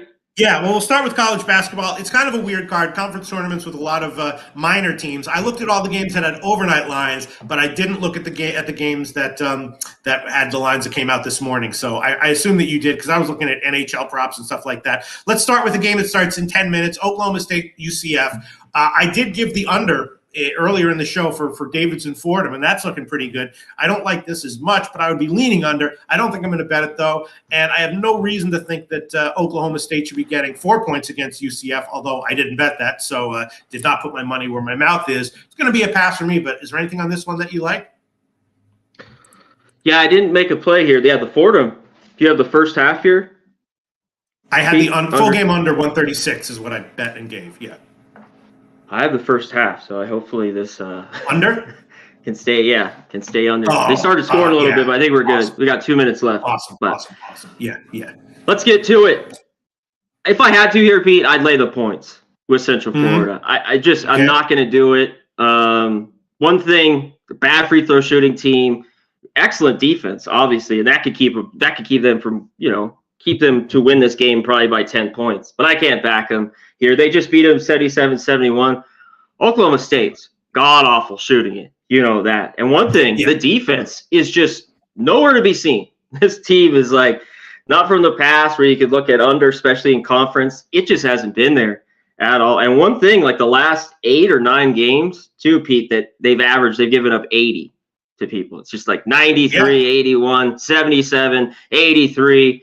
Central Florida, not the best offense team, but I think they can get theirs. in this one. And I'm not crazy. I think their team total was 69.5, right around there. Mm-hmm. I mean, they got 77 the first time. Maybe you look that way if you don't want to lay the points. But, yeah, a bunch of just kind of likes. I just couldn't make a move on this one. Okay, I'm going to pass as well. Anyone wants to bet it, though, go right ahead. All right, next game that we're going to talk about, George Washington, LaSalle. This is also at the Barclays Center. Kind of a high total, 147 or so. And LaSalle just a small favorite. Both teams have been doing well ATS recently, but LaSalle won both games in the regular season. They're just a small favorite here. And, I didn't look into it too deeply, and I haven't bet it yet. Definitely would be leaning LaSalle, and definitely would be leaning, once again, the under. A very high total here considering the situation. Not sure why George Washington should be, why LaSalle wouldn't be a nice bet at -2. What do you think? I know. Why is this only 2? And now they're up to 3. Sorry. And now, it is now up they're to 3. And the total's down to 144. Yeah, there you go. Yeah. So, I mean, that was a little head-scratching to me, too. This George Washington team bet on early. I haven't even looked their way in conference play, and it was just loss after loss. They finally get a win against the Bonnies, and they just played Duquesne pretty well, 67-65. But in the end, they have to have big games by Bishop, Buchanan. They still don't have Johnson. He's not going to be there, which is big. We know that they're not good defensively. Like, maybe they've been playing well these last 2 because LaSalle's beat them both. This is one where I go back to it. We're going to get into it, Pete, where they've lost twice. The third matchup, neutral court. Look the other way. We're going to get that, I think, in this next game coming up in the ACC. But, yeah, tricky. This was only 2. They won by, 6 and 10. I like how LaSalle's been playing, though. They've been good. They've been able to win games. I know they just lost to Loyola. So tricky. It's move. If you got the 2, I like it, or you just went LaSalle money line. It's just something says stay away here from this game. And last time they met, Pete, you think there's going to be points. I don't really want the over. There's been a bunch of unders of late. LaSalle's had 4 or 5 straight unders. Nothing. When I usually see this matchup, this number, I want to take the over. I just had to stay off the total here too. Yeah, I don't understand. No, I thought the total was way too high. All right, I might give a play on this one before. I just don't want to mess up with plays that are just kind of leans. But now let's move on. Georgia Tech and Notre Dame. This game, of course, being played in Washington, D.C. Both of these teams covering recently. Georgia Tech covered 5 of 7. Notre Dame covered 5 of 6. And Notre Dame, as you said, won both the games in the regular season, but they were both very, very close. And, in general, unless I think that something is going to stylistically change things up, I'm always leaning under and first half under with Notre Dame games, although it's a very low total. I saw 130.5. Notre Dame, a very small favorite. I think I'm going to pass, but I guess you're leaning Georgia Tech here, huh? Yeah, I'm leaning Georgia Tech. I would want them in this one, but I'm going to stay off this side. I'm going to go right to the total on the under here, Pete, and I'm going to split it first half, full game. I think there's 62s. I don't know if there's any more 62.5. I just had it up here. Yeah, those are down to 61s now. 61s now. Yeah. And in this Georgia Tech Notre Dame game. Yeah, beat them twice. One thing, Georgia Tech, I think that, they had a little bit of advantage on the glass. Notre Dame's not great. Both teams don't shoot it well. Both teams aren't fast. Pretty good defenses, top 120, 150 for these teams. Under for me. And, I'm just going to split it. So I got 62 here, 62.5, and then the under 130.5 full game. And I take Tech, if I had a free bet on the side here. Yeah. A lot of these conference tournament games, I bet live or second half because pregame is just so much, expect the unexpected here. Some of these teams really care about the conference tournaments. Some of them they don't. And unless you're following these teams closely, like you're a beat writer or something, it can be a little hard to predict what the mental state of a team is going into these tournaments. So, but then when the game starts, you get a much clearer picture of what's going on. This is a classic game. This looks like it's going to be really, really tight and everything. I would not be surprised if one of these teams is up by 15 at the half, but we'll see. I hope you cash and everyone cashes. I'm sorry, go ahead.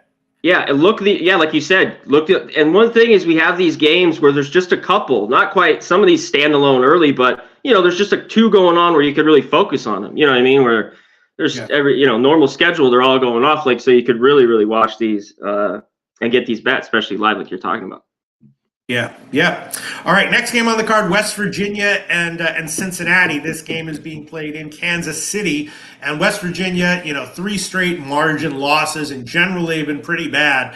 I've been kind of burned betting West Virginia at the end of the year, although I've also been taking them first half, so burned less than I've had just taking them full game. But in general, they're a pretty shitty team. Cincinnati, not great, but they've covered 3 of 4. Last game that both these teams played was against each other, and Cincinnati, of course, blew them out. So, this is another classic conference tournament game that I'm just going to pass on.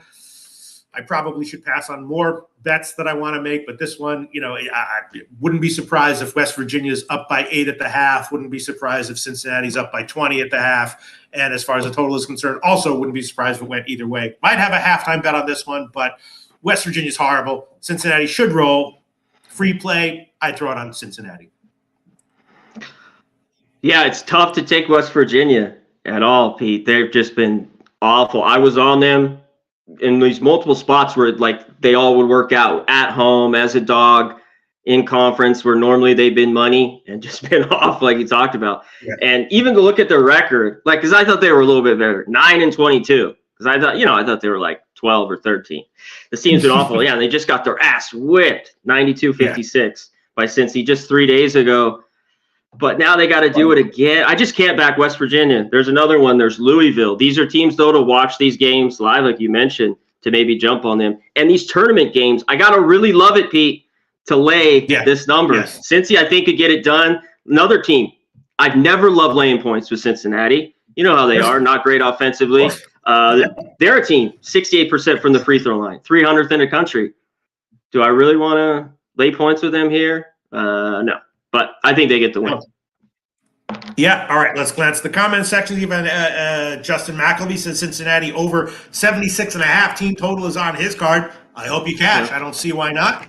I mean, West Virginia's awful. Yeah, I could see this one being a very high score. But again, just conference tournament games can be so wacky, especially when you're dealing with shitty teams. Sometimes these teams that finish 13th in the regular season, make it to the finals, and other times they get blown out by 40 in the first game. So it's all kinds of crazy. And this is it. And everything's on the line, Pete. Everything's to go here. They're just the whole kitchen sink, So.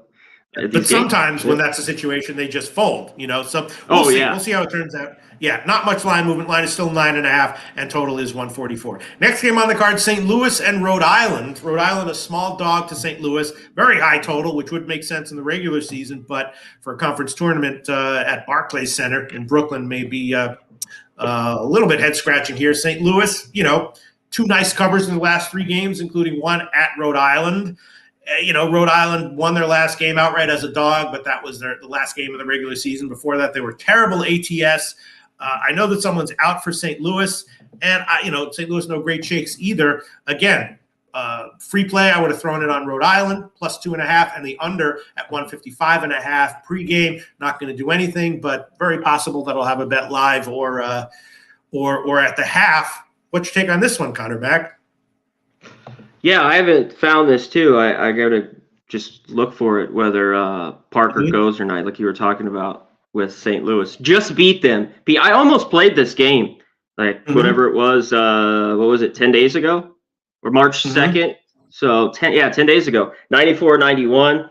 I think we get points again. 2 horrible defenses. I just think the number's about right here, 155. I want to be on a lot of unders in these conference games, but I'll jump on. There's a couple overs that I like today. This one is there for me. Just how bad these defenses have been all year long.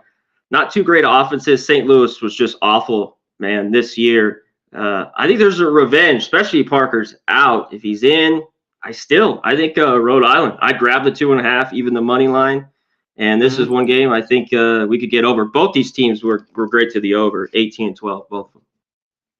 And you think that'll extend here in the Barclays Center in the conference tournament? I don't mind. That's why I just don't love it. And I think the number's about right. We haven't really seen it move. It's come down a half point. And just a lean.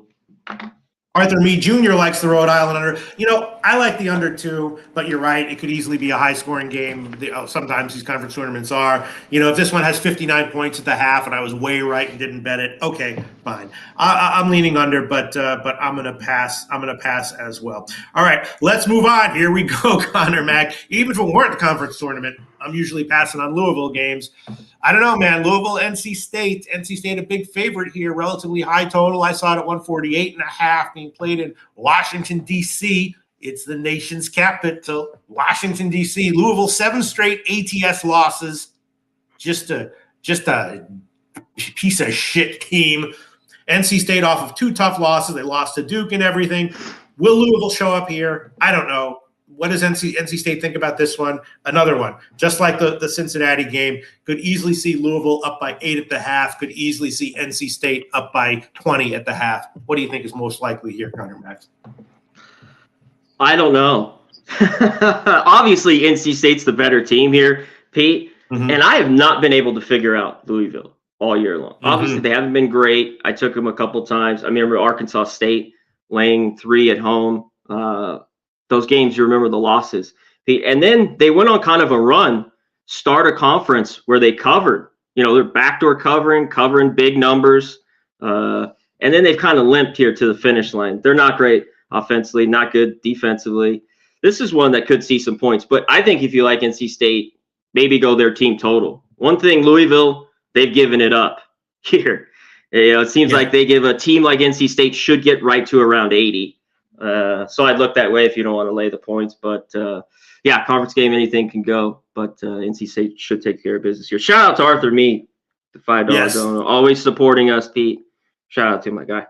Appreciate it. Shout out to Arthur Meade Jr. And Arthur Meade, man, Connor Mack, I'm a fucking quarter of an inch away from taking the under in that friggin' Rhode Island game. And if it sails over, all right, it's a unit of loss or 1.1 units of loss. Not the first time that's happened. Not the last.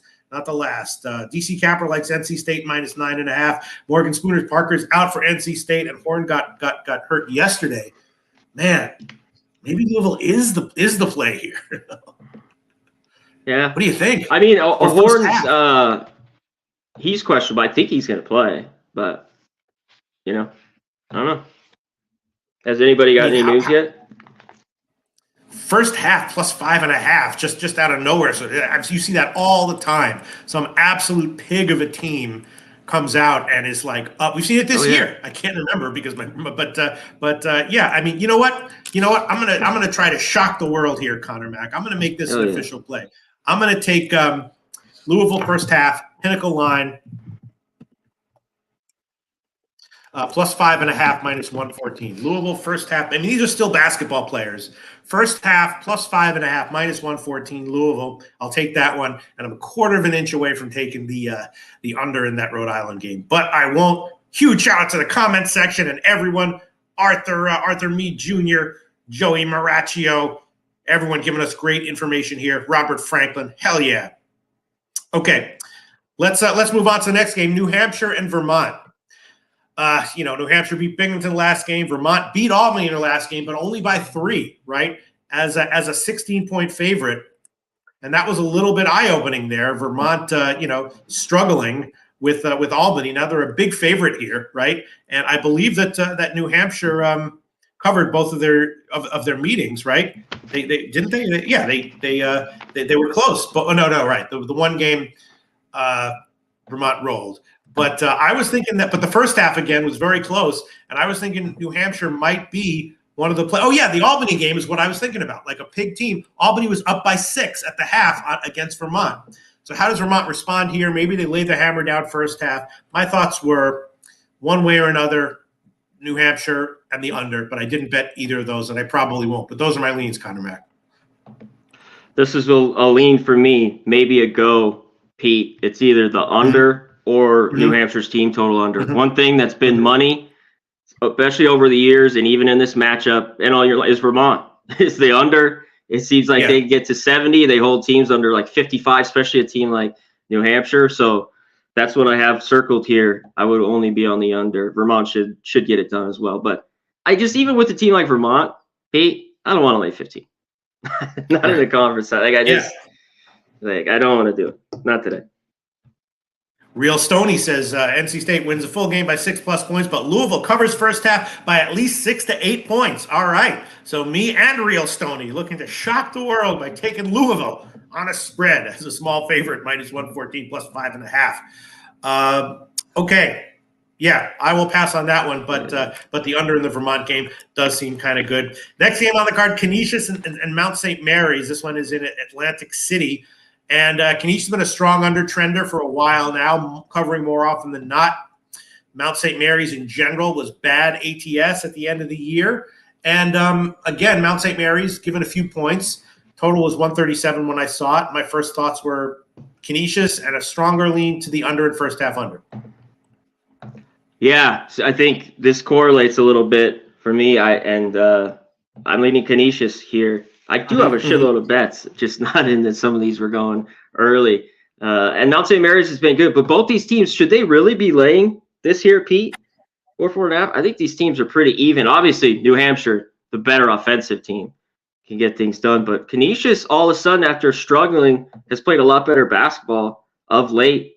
Even the close loss to Ryder, but they kind of turned the corner. I think you back them in the under or stay away. There's no way I want Mount St. Mary's laying points in this tournament. That's my lean. Yeah, I definitely want to pull the trigger on the under, but it's a little bit, I don't know, makes me a little bit nervous, but I'm definitely leaning that way. Let's look at the comments section. Morgan Spooner says, I love the MAC. All these games come down to the wire. Yeah, this one, Canisius and Mount St. Mary's, has live or halftime bet written all over it, doesn't it, Connor Mac? Because as we're sitting here right now, we're like, what the hell is going to happen? Mount St. I could see this one being 43-40 at the half, and everyone who bet the under is screwed. But, when we finally see what's actually going on the court, then there might be some great bets that will show themselves. All right. Let's Joey Marinaccio, the DAP cap. Anyone else like Canisius +4? Yeah, I'm not going to bet it, but I definitely am leaning that way. Morgan Spooner says Vermont will slow the pace and they won't let New Hampshire have a shot in the second half. Yeah, that under is probably great. I might chuck it on there. All right, next game on the card, Bryant and UMass Lowell. This is another one where I'm just sort of no-brainer-ish looking at the dog, and I like this one more than some of the other no-brainer dog looks or leans that I was thinking about before. Bryant crushed Maine last out. Terrible ATS at the end of the year. But Lowell was not so great ATS to close the year. They won their last game at OT as a decent-sized favorite. Lowell won both games in the regular season, but this is one of those games where I think that it's more likely than not, I think, to be closer than to be a blowout for Lowell. Leaning Bryant and first half. This is one we get, I think, a bunch of points, but do you want to take this over here? I think it could be near there. I don't. I think it's a little bit too high. And there's nothing that makes me want to take either of these teams unders, really, even the conference game like this. Lowell's a better team, I think, all the way around. I've been surprised a little bit. Bryant's been, especially when they're hitting shots, has covered even on the road this year. They've been pretty good. So I think they could hang around. I just wanted more. They still have lapses defensively. So in the end, I say off. Yeah, but why are we not like obviously I would certainly, if the line were pick'em, I'd be all over UMass Lowell. But, they needed OT to get past UMBC in their last game. It was a low-scoring, close first half. Bryant a little bit worse, but, I don't know. Is there any reason not to think that this will be relatively close? Yeah, how do you take it? They lost to Vermont. Then you mentioned that close game to UMBC. I don't know what to make of it. Sometimes you need a close, tight one. And how much were they really into that? Against them. So it's just tough. But I think Lowell's a little bit better. I don't want to lay 5.5 for them. Yeah, they smoked them twice in the regular season. The classic here, 2 wins the regular season. Tough to get a third and covered by margin. Real Stoney says New Hampshire has probably the easiest, most automatic ATS cover of the day at 14.5. Wow. Nathan Cerner says UMass Lowell great at home. Yeah, this is not at a neutral site. I should have mentioned that. This is UMass Lowell's playing on their home court. Their home floor. And Morgan Spooner says Mass Lowell, they don't play with their food here. They have Vermont on their mind. Yeah, they want to not. Okay, yeah. I won't. I was thinking about maybe Bryant keeping it closer than the regular season. But yeah, I think Mass Lowell is a significantly better team. That's not a neutral site. They're playing at home. I will pass. Great comments and insights from everyone thinking us through all these games. All right, next one, Lamar and McNeese. This one did not have an overnight line, so I didn't look at it.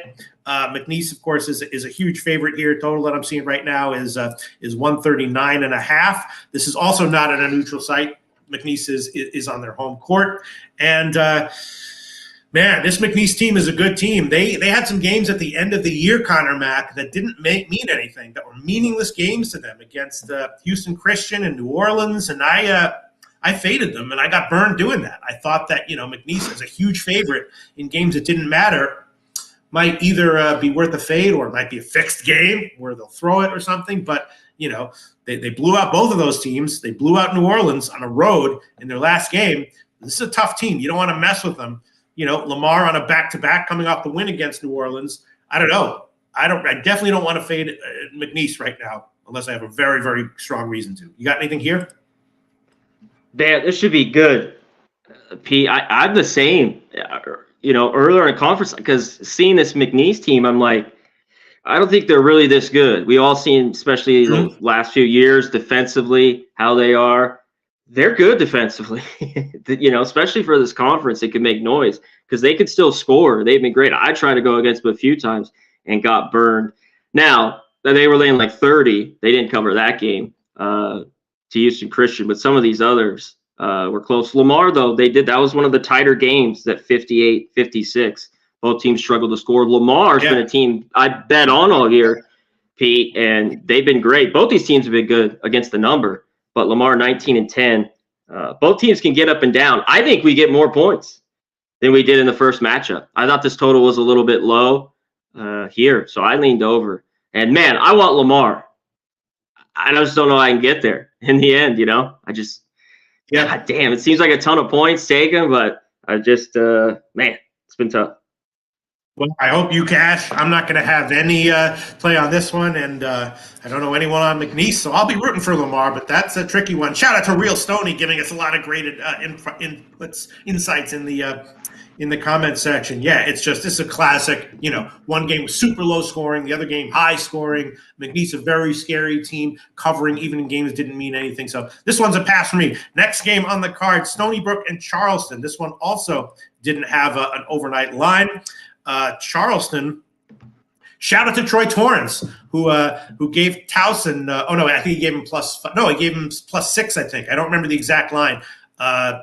Troy Torrance liked Towson plus the points yesterday, and I think the line that he gave cashed. Of course, Charleston won by 5. They're a 10-point favorite here over Stony Brook. And, Charleston is a juggernaut of a team. I took Charleston yesterday, but I took a little on the spread and then covered it with the money line. So I lost my spread bet, but I covered on the money line. And same thing with the first half. But in retrospect, it's probably a mistake. Stony Brook, it's their 4th game in a row. Charleston, this is their 3rd game in a row. Stony Brook, sometimes these mid-range teams absolutely turn it on and just win and cover game in and game out in the conference tournaments. And that looks like what Stony Brook is doing right now. Team on a mission, so they're catching 10 points against Charleston.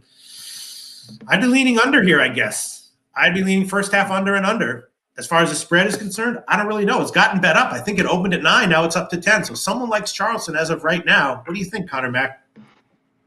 Yeah, Charleston, this team shoots a ton of threes, and they can hit them. But I think they're a little bit off. I'm interested now in Stony Brook. You talked about Towson yesterday. I had that 6.5 too. The game was close, low scoring. They got to cover.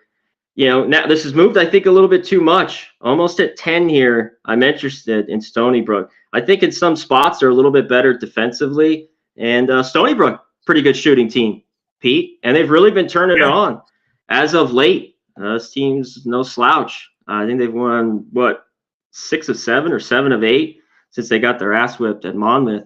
I'm definitely I'm just going to wait, maybe get the best number, but I'm looking at Stony Brook here. And why might we not like the under here, Connor Mack? Yeah, I don't mind it. This is dropped, right, Pete? Yeah. Yeah, I had it on here like 3 points already. I kind of missed the vote. 5 points. Yeah, already down to 149.5. That's getting too close. Still 150. For me. I'm sorry, go ahead. Yeah, still 150. Yeah, 149.5. Bunch of places too. Yeah, I think I just missed the boat. I didn't get on that total here.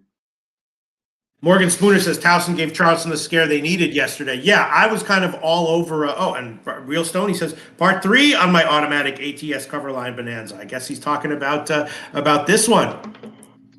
Yeah, I'm thinking about chucking on the under as well. 150 here. I don't know if this is going to be. You know what? I understand that the line has gone down, but again, if it loses, that's just one. There's 1.1 unit of loss. Not the first time, not the last time. I will take the under. I'll take Stony Brook, Charleston, full game, under 150 minus 110. That's the current line at Pinnacle. It has dropped from about 154, so I'm getting a shitty line here. But I will add that one on. Stony Brook, Charleston, under 150 minus 110. We'll take that one. All right, moving on. Milwaukee and Oakland, another one that didn't have a line last night. Milwaukee and Oakland. Let's see where the line is right now. Yeah, it's -4, 151. Connor Mack, classic. I make a lot of shitty picks, a lot of losing picks, so you know that. But I had a great. Last night's Wisconsin-Milwaukee game was a classic halftime conference tournament game. I hit Milwaukee pretty big at +6.5 at halftime. I wasn't expecting him to win, but I did think that that +6.5 against Northern Kentucky was a good bet. They were killing them on the boards, and of course they wound up winning. Down at the half, I had a big bet. Biggest bet of the day for me yesterday was Wisconsin-Milwaukee. Second half, I had absolutely no opinion on that game pre-game, and I saw people that I respect hugely on both sides of last night's game. So that's a classic conference tournament game. People I respect on both sides. I have no clue. At the halftime, it winds up being my biggest bet of the card. Now they're going up against Oakland, and the line is another. Again, I'm not exactly sure why. Oakland obviously in the regular season was a significantly better team, but Milwaukee playing well, getting 4 points here, and the total is 151. Again, no opinion on this one pregame. Might have a halftime bet leaning Milwaukee at +4 though. Yeah, this is another one. Oakland won both games, and by 5 and by 4. One of them OT, by 5 and by 4 in that one. No, and that was a great second half because the way Northern Kentucky had been playing as of late. But Milwaukee's been red hot. They won 8 of their last 9 in this one. I had Oakland that just covered. That game was tight. I had the +4. They lost by 3. You know what? I have to be on Milwaukee here, and I grabbed the 4.5 early this morning. I thought that was just enough. I think this game's close. I like how they've been playing. Oakland as a dog, more of a look. Now laying points. I want to go the other way, so I'm on Milwaukee here. Yeah, Milwaukee has been very, very up and down. There were some times when I did bet on them in the regular season, and they completely S-ed the bet, and I was like, well, what's going on here? But they're a team that can be capable. This is another one. I hope you cash. I might be on the halftime play, but as of right, and I definitely don't want a total either. As of right now, this is I don't want a total. Be a pass for me. All right, next game on the card: Manhattan and Iona. The next game on the card is going in the ESPN order. Wagner and Merrimack. This did have an overnight line. Merrimack -7, but a very low total of 121. This is being played in Maryland at a neutral site.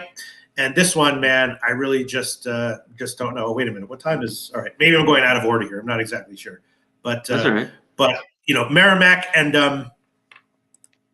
Wagner, a pass, total pass for me. High spread, low total. Merrimack should be the favorite. No way in hell do I bet Merrimack on the money line. No way I'd lay that many points. Do you have anything on this one? I'm a huge Merrimack guy. I love this team. I love taking the unders. Pete, this total is right where it should be with both these teams. I think Merrimack a little bit better defensively, but Wagner's been all right. And I like how Wagner has been playing a little bit as of late. I thought this is one where Merrimack puts the clamps and Wagner can't score, then I lose it. But 7.5, I had to take Wagner here. There's just too much similarity with these teams with a low total. They know each other really, really well. So I took the 7.5 here with Wagner in a low-scoring game, I think. Yeah, I've seen some people that I respect like in Merrimack, but again, it's a high total. Here, Morgan Spooner, Merrimack, the most motivated team in the country. Okay, that's saying something. They won this game last year and were kept out of the tournament. 3 starters back from that team. DC Capper, Merrimack -7, fire.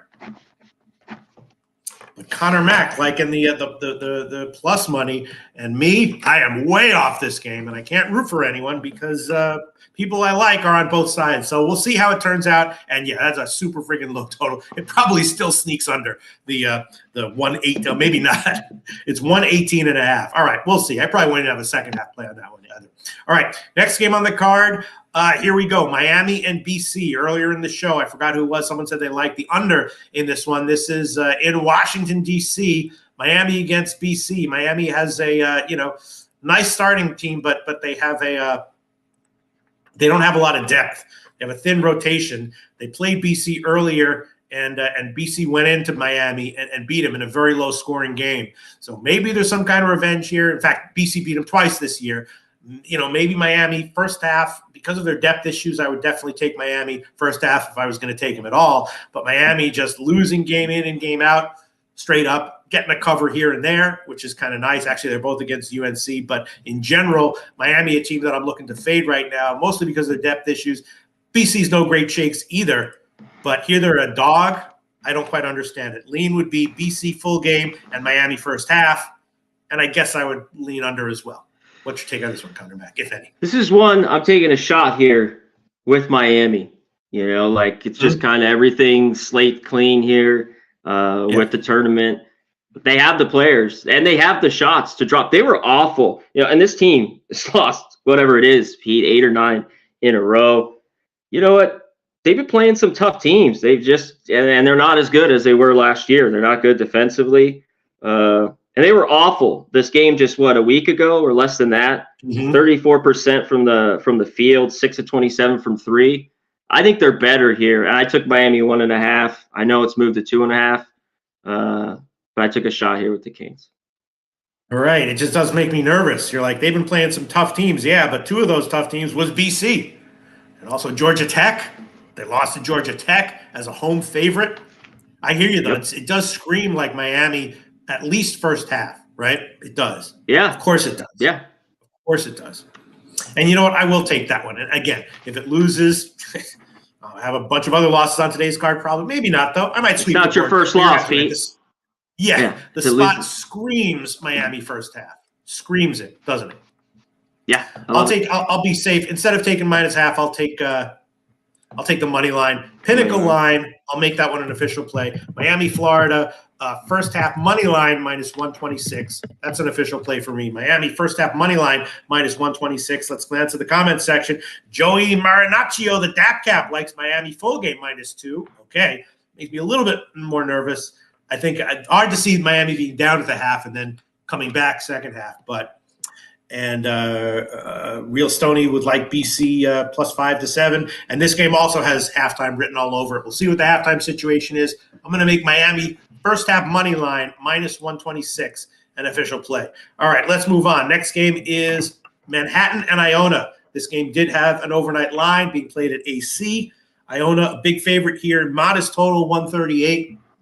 No real opinion on the side, but once again, leaning Iona leaning under at 138, and I believe that the line has dropped now. Yeah, it's down to 137. Juice the under. I would still like it a little bit even at that line, although less so. Leaning under though, and this one might also have a second half written all over it. Of course, Iona lost to Manhattan 2 games ago, so they split the regular season. On paper, it seems like Iona is a significantly better team, but it is a high line. This is a tricky one. What do you think, Connor Mack? Yeah, and I just don't trust Iona. Laying this number, I can't do it. Like you talked about, they split the series. If the shots drop, I think they're in it. They shot it okay. Just that game when Manhattan won were unreal. Like 11 from 21 from 3 were just lights out. In that last game, they beat them. Manhattan's been playing better of late. I think this game could be tight, or just wait maybe at halftime. That's why I kept this off. This was like kind of a live bet. Maybe look at C. Iona is not the same. I don't think they're great defensively. Now listen, Manhattan, is not a great team. But we see it with spreads like this in these games, this conference. When the team's not really great, and Iona's 15 and 16 this year, not as good as they were the last couple. I don't want to lay points with them. So Manhattan, I'm going to look live. Yeah, this is absolutely. Again, we saw it yesterday. Albany, not a great team, to put it mildly, but up at the half. This is a tough one. Let's look at the comments section. Real Stony, leave it alone or lay the spread with Manhattan. Chris Comatini says, gotta think Laringa gets these boys focused. Yeah, that's what I'm thinking as well, at least for the first half. And DC Capper likes Miami, Florida, -2.5. All right, let's move on. Next game on the card is Sacramento State and Montana State. This one did not have an overnight line. Let's see where it is. Montana State, a decent favorite, 5.5, 134.5. I didn't look into this one at all. And as of right now, I have pretty much no opinion on this one. Montana State should win. They got a win against Weber State as a dog in their last game. Sacramento State's been winning as well, but on paper, Montana State, significantly better team. Don't not lay the points or the money line with them though. You got anything here? Yeah, I'm gonna wait on this, Pete, because I think we're gonna get sixes in this game. Maybe I don't know if it gets to 6.5. Yesterday I had Montana State. I think they were down 66 points in that second half. Pete, everything dropped. So I don't know. Maybe I look at Sacramento State first half. Yeah, it was just wild. I had them on the money line as well. They came through. Sacramento State split this series here. Sac State. Mostly, I just want to bet this team at home, so that's why this is tough. But I think if I could get 6.5, I'd like it more. Beat Eastern Washington, shocked it. Beat Idaho. Before that, they lost Eastern Washington by 3. Beat Portland State and beat Montana State. They split the series 66-63. Kind of been on a nice little run to end the year. And I like Montana State might win this game, but I just get the 6 here. Even though it's 6.5, I'm going to be on Sac State. Lean to the first half under at 62.5 -114. That's a low total, far from a sure thing, but I would say probably a 54-55% proposition. And look at that, the first half in that Oklahoma State game so far going very, very low. I should have pulled the trigger on the friggin' first. Why do I doubt myself, Connor Mack? Hold it. I almost did you not do Fordham? Go ahead. Did you do Fordham? I did. I didn't. Okay. I almost passed on that one because I saw 134, and then when I gave it was 136, and I was like, God, am I going to go against the market move? And every bone in my body said don't do it, but I did it. Thank God I did it. And now look at this, the first half Oklahoma State game going way under as well. I should have bet that one. Leaning in the first half under in this Sacramento State game as well. All right, next game on the card. You ready, Connor Mack? It's a big one. Gonzaga and St. Mary's. This one I don't really have an opinion about, but I am going to be on the lookout for people who look into these kinds of games very closely, and often, some people I trust who come out with opinions that are more often than not correct. Gonzaga, St. Mary, both of them played yesterday, right? Both of them got nice wins and covers, almost identical spreads, almost identical margins of victories. Gonzaga beat St. Mary's in their last game of the year, but that was one where Gonzaga had huge motivation. St. Mary's didn't, and I remember that game because someone else clued me into it, and I was like, at the last minute, I actually had bet St. Mary's to start, and then I was like, oh my God, Gonzaga's a great bet. The person who clued me in is right, and of course, Gonzaga absolutely rolled at St. Mary's, but that has a big asterisk because the motivational factors were hugely in Gonzaga's favor. And, of course, earlier in the year, Gonzaga lost at home to St. Mary's. So here they are, neutral court, playoff game, a conference tournament game. St. Mary's getting a bunch of points. I think I'd be leaning St. Mary's. I don't understand why they're getting this many points. What's your take on this one, Connor Mack? That's how I'm looking at this. Pete, I haven't bet it yet. So, first game, I had St. Mary's. And then that second one, I thought, the motivation, like you were just hitting on, was on Gonzaga. And that one stayed under, and maybe that's how it plays. I just think if Gonzaga this time around, maybe it goes over. This has already gone to the under. I like St. Mary's. It's got to be you got to look at the under with it. Like they just don't get up and down. I think they're going to kind of bring this to a crawl. Both games win under here. St. Mary's, can get as good as they've been offensively, just beat up on these bad teams. But I like them here. One thing I haven't wanted them unless they just lock a team down, Pete, is because they're a bad free throw shooting team, St. Mary's, and it might bite them. But I like that they're a dog here. I really want 4 points, but 3.5 I think is okay. So I'm looking at that in the under. I just thought I'd wait. That's the late game tonight. I hadn't made a bet on it, but St. Mary's here for me, leaning. Why is St. Mary's getting this many points? Andrew G gives his opinion. Zaga is peaking at the right time. Yeah. How is both these teams are red hot? This many points? I think it's just the Gonzaga name. A little bit. They've been playing well, but like I said, both teams have been playing great. They rolled San Francisco twice. Okay, they rolled St. Mary's when in a spot where St. Mary's wasn't interested. Mm-hmm. How is St. Mary's catching 4? And now the line is 4. Is it 4? It's like 4.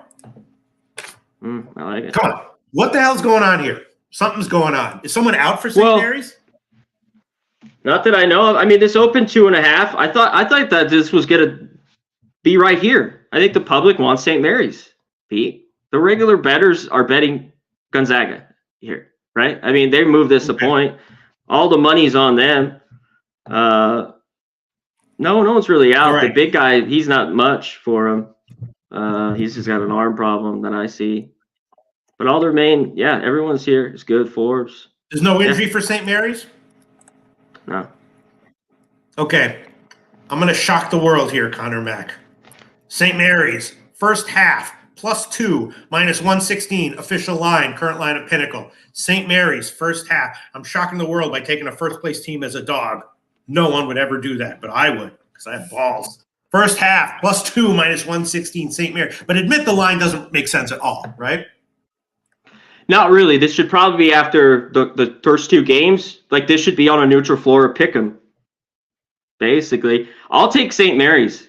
Gonzaga's been pretty good of late defensively on this run, Pete, where I always dog on them, and that's why they always lose when they get to the tournament. But St. Mary's, I think, the better defense team. So I don't mind the first half.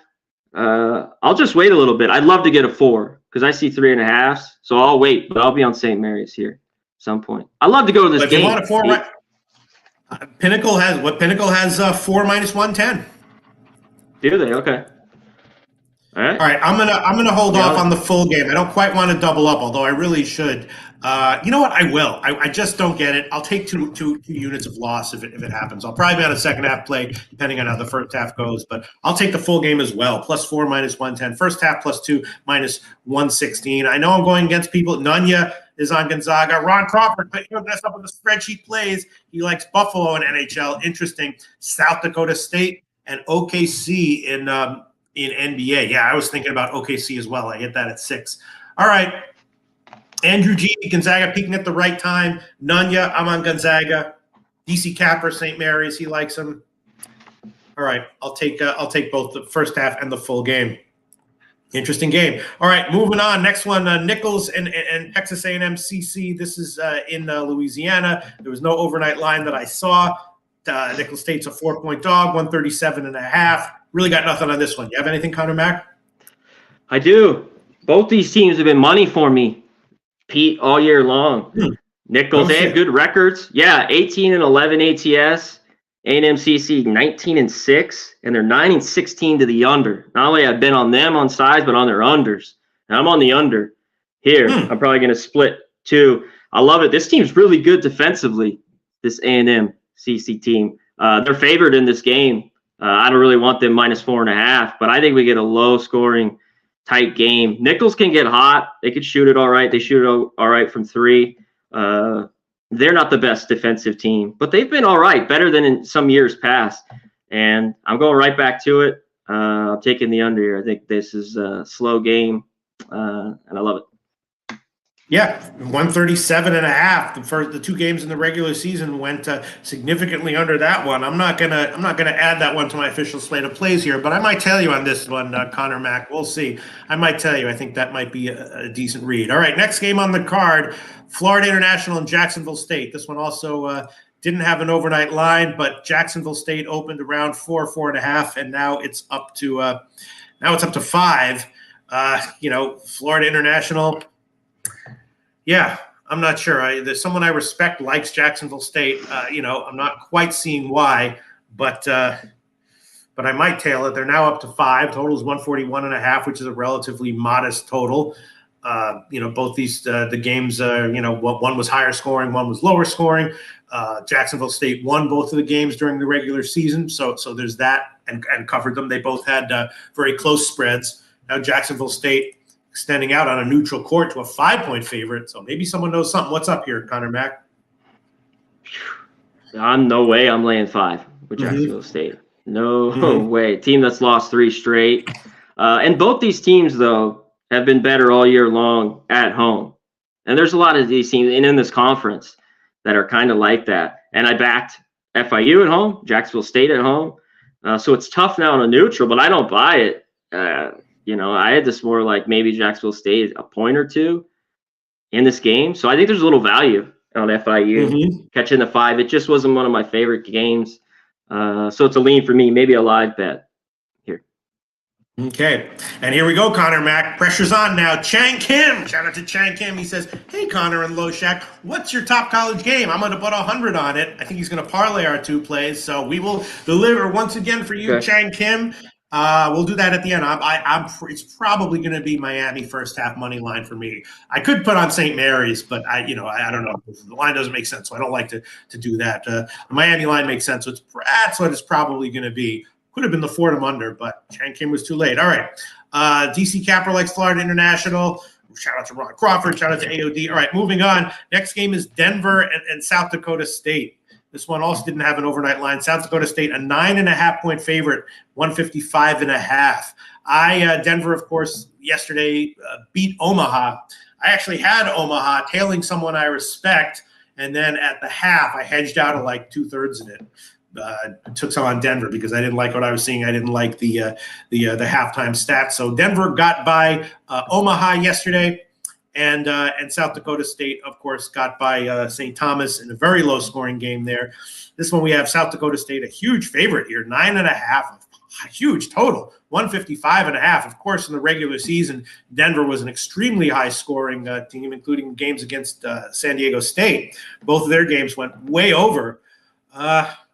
So I guess maybe them playing each other again, it'll be a very high-scoring game. I don't know if I could take the over here. I mean, I guess I'm too scared to take the under. Another interesting one. What do you think, Connor Mack?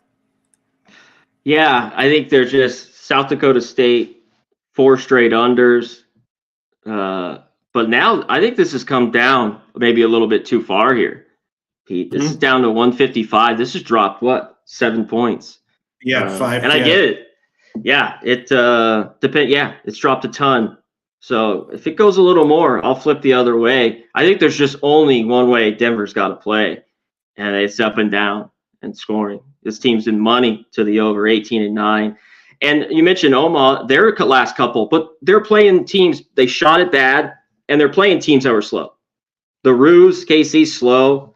Omaha's not the most upbeat team. So I think we get back to more points. This goes a little bit more. I'm going to pounce on the over here. You think so, huh? I mean, Denver, You're like, Denver has to – I mean, Denver, they're a big dog here. They played slow against KC, won outright. Slow against Omaha, won outright. You think they're going to try to run here and get a win that way? Yeah. Okay.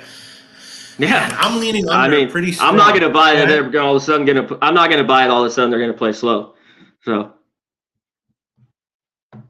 Yeah, this is a tough one. I really want to take a shot with the under here. Let's see what the comment section has to say.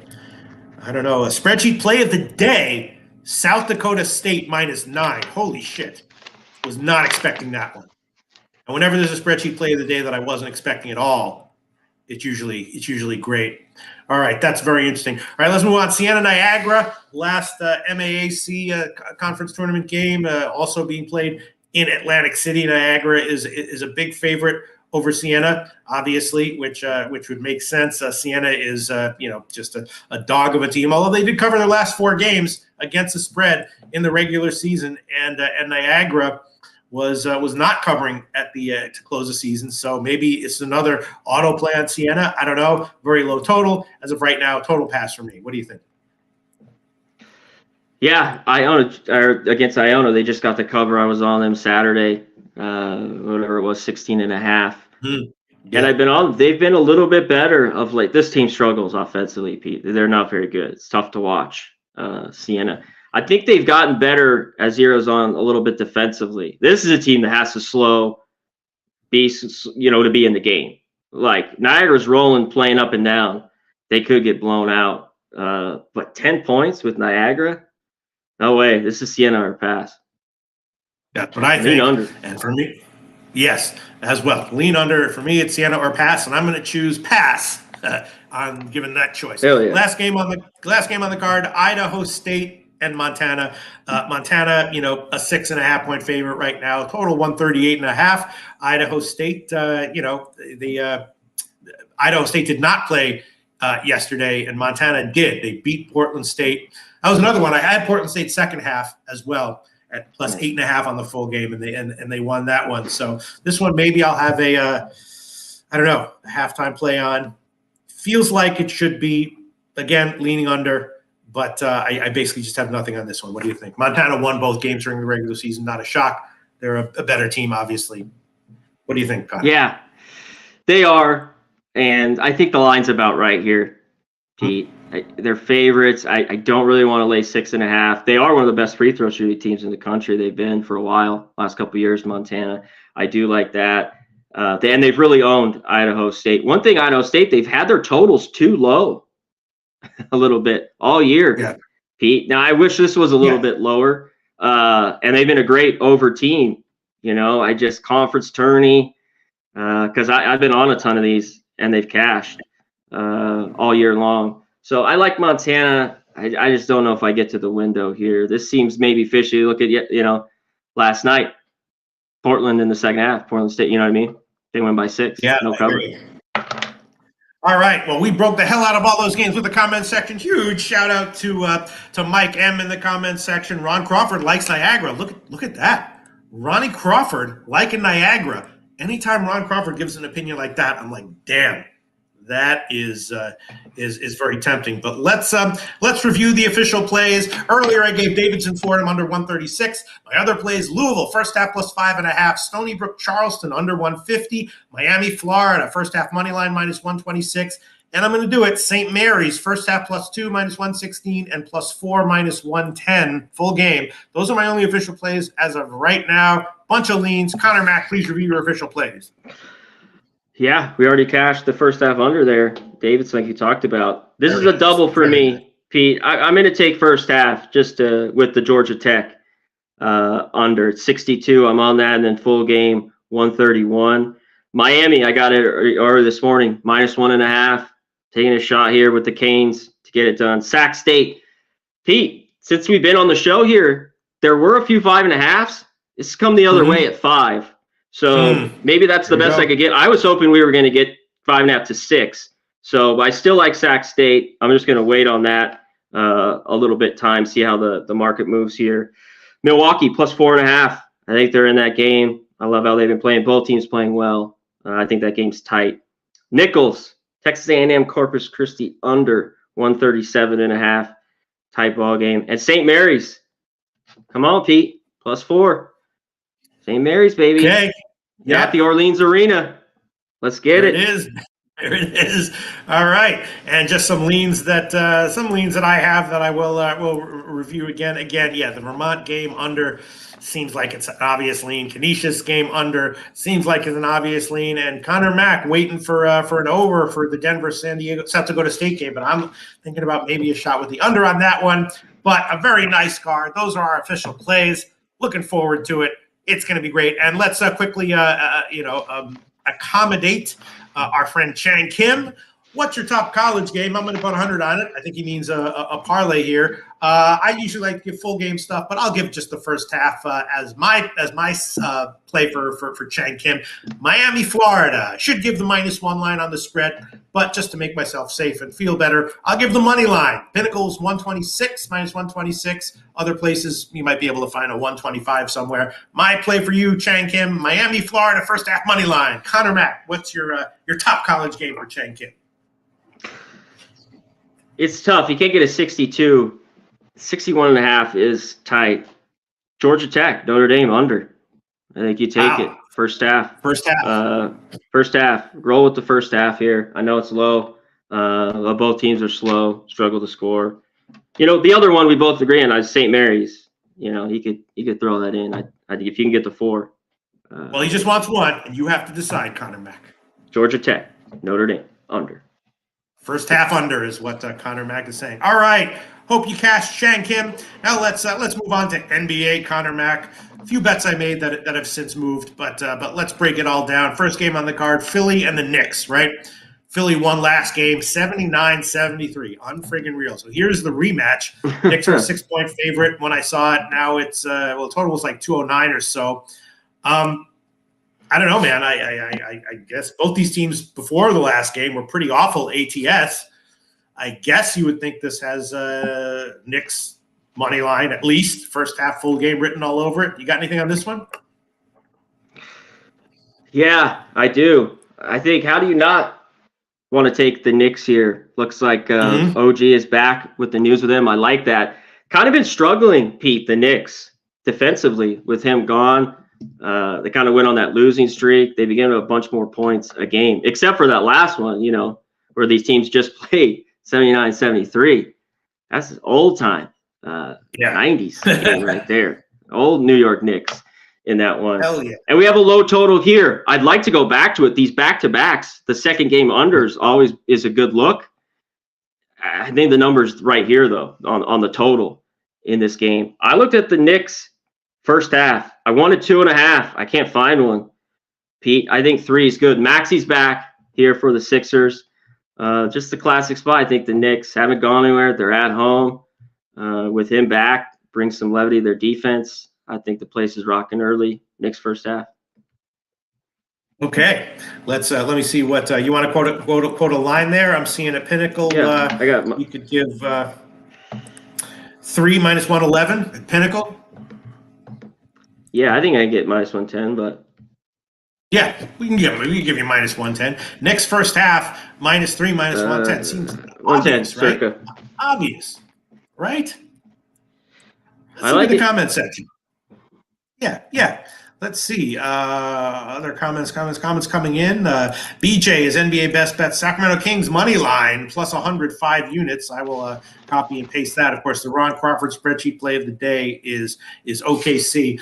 Yeah, I want to take Knicks first half too, but for right now, I'm going to hold off. But again, I might add that one on at the end. Come on, Pete. At the end of the show. I just want to think about it for a second. Next game on the card, Washington and Memphis, right? Washington off 2 impressive straight up and ATS wins. Memphis off the blowout loss at OKC. I have no real clue as of right now. My first thought was maybe lean under despite the low total at 218.5. Now it's up to 219. Washington's up to -3 now. Pass for me unless I hear something that makes me like something. Washington at Memphis. What do you think, Connor? Well, who's going to play for this Memphis team? This is the MASH unit here. And the biggest, I always key, he's not in, is Jaren Jackson Jr. I want him in to back the Grizz. They didn't get it done that horrible fourth quarter. I had them against the Hawks, Pete, a few days ago. I think they lost by 7. I had them +3 at home. Wizards have been better. Wizards have beat them the last couple. I was looking at a prop in this game just because he's going to shoot a ton. Is Kyle Kuzma. His points and rebounds. If you get a 32.5, he should get there. One thing, these teams, the Wizards, you think of over, played a little bit more unders. They just beat the Heat in that last game and the Hornets before that. But Memphis, this team hasn't, broke 109 here, Pete, in 8-9 games. Their team total is 109.5. I was looking at that this morning. Can the Grizzlies get to 110? I just worry this gets into a sloppy offensive game the Wizards kind of can go to. But man, with whoever's playing, for this team right now, I was looking heavy at that team total under 109. Grizz. Yeah, that is tempting as well. I got to think about it. They're still slow. Yeah. Play good defense. I mean, it's just who's in there. And the flip side, the Wizards still are horrible defensively, or seems like they're 25 or worse in almost every category, and a ton of them, defensively. So then why has the total gone up? That's what makes me nervous. Yeah, I mean, maybe I think it was a little bit too low. I mean, that's a low total here in the NBA. Unders have been coming in as of late. Yeah, I've noticed that it's gone up a couple points. All right, I might take the under. Yeah. All right, we'll glance at the comment section. No one in the comment section as of right now. Next game, Indiana OKC. OKC, when I first looked at it, was -6, and 235.5 was the total. And I like the over at 235.5. Now it's gone bet way up to 240. Some people are saying they still like it. OKC, of course, crushed Memphis last game. Indiana off the blowout win at Orlando. They've been very undertrending recently. And OKC -7 is the spreadsheet play of the day from Ron Crawford in NBA. I would still be leaning OKC, and I guess I would still be liking the over even at 240. Let's see where that line is right now. Wow, 241. Holy crap. I don't know if I can give that. Definitely like it at 235.5, though. Yeah, me too, Pete. I think this has gone in the right direction, but we're getting up here now. This is one I think people are putting in the chat. I think OG goes from everything I've heard. I know it's still not official, but everything I've heard, he's going to be in today. So he's got to be in, for me to play. If he's not, that's a void for me. Williams, he's questionable with the ankle. I know he rolled that or whatever the other night, which I don't love. This was 6.5. It's all at 6s now. Maybe he doesn't go here. Pete, we know both these teams, excellent offensively, top 5 efficient. They're some of the faster paced teams in the league. So I get it. I like the over. I think we're getting a little high now. And I look the other way. I think the Pacers can hang around. I know OKC is really good at home, but I was kind of leaning Pacers. This is the game I'm not going to bet, but that was my lean. But you don't like the over? Or what about the OKC team total over? Yeah, go ahead. I like it. It's just tough to now at 140, 141. I mean 241.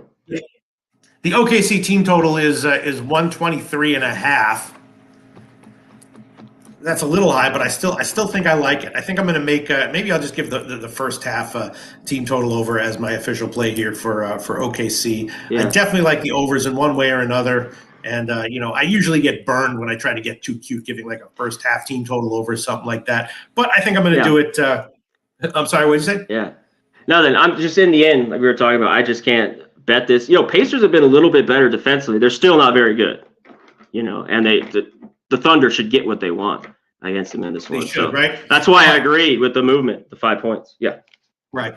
I'll make that an official play. I'll take the OKC first half team total over, 61.5 currently at Pinnacle. I also like, the first half over and the OKC full game team total over, but I'll just make one play for now. OKC first half team total over, 61.5 minus 104.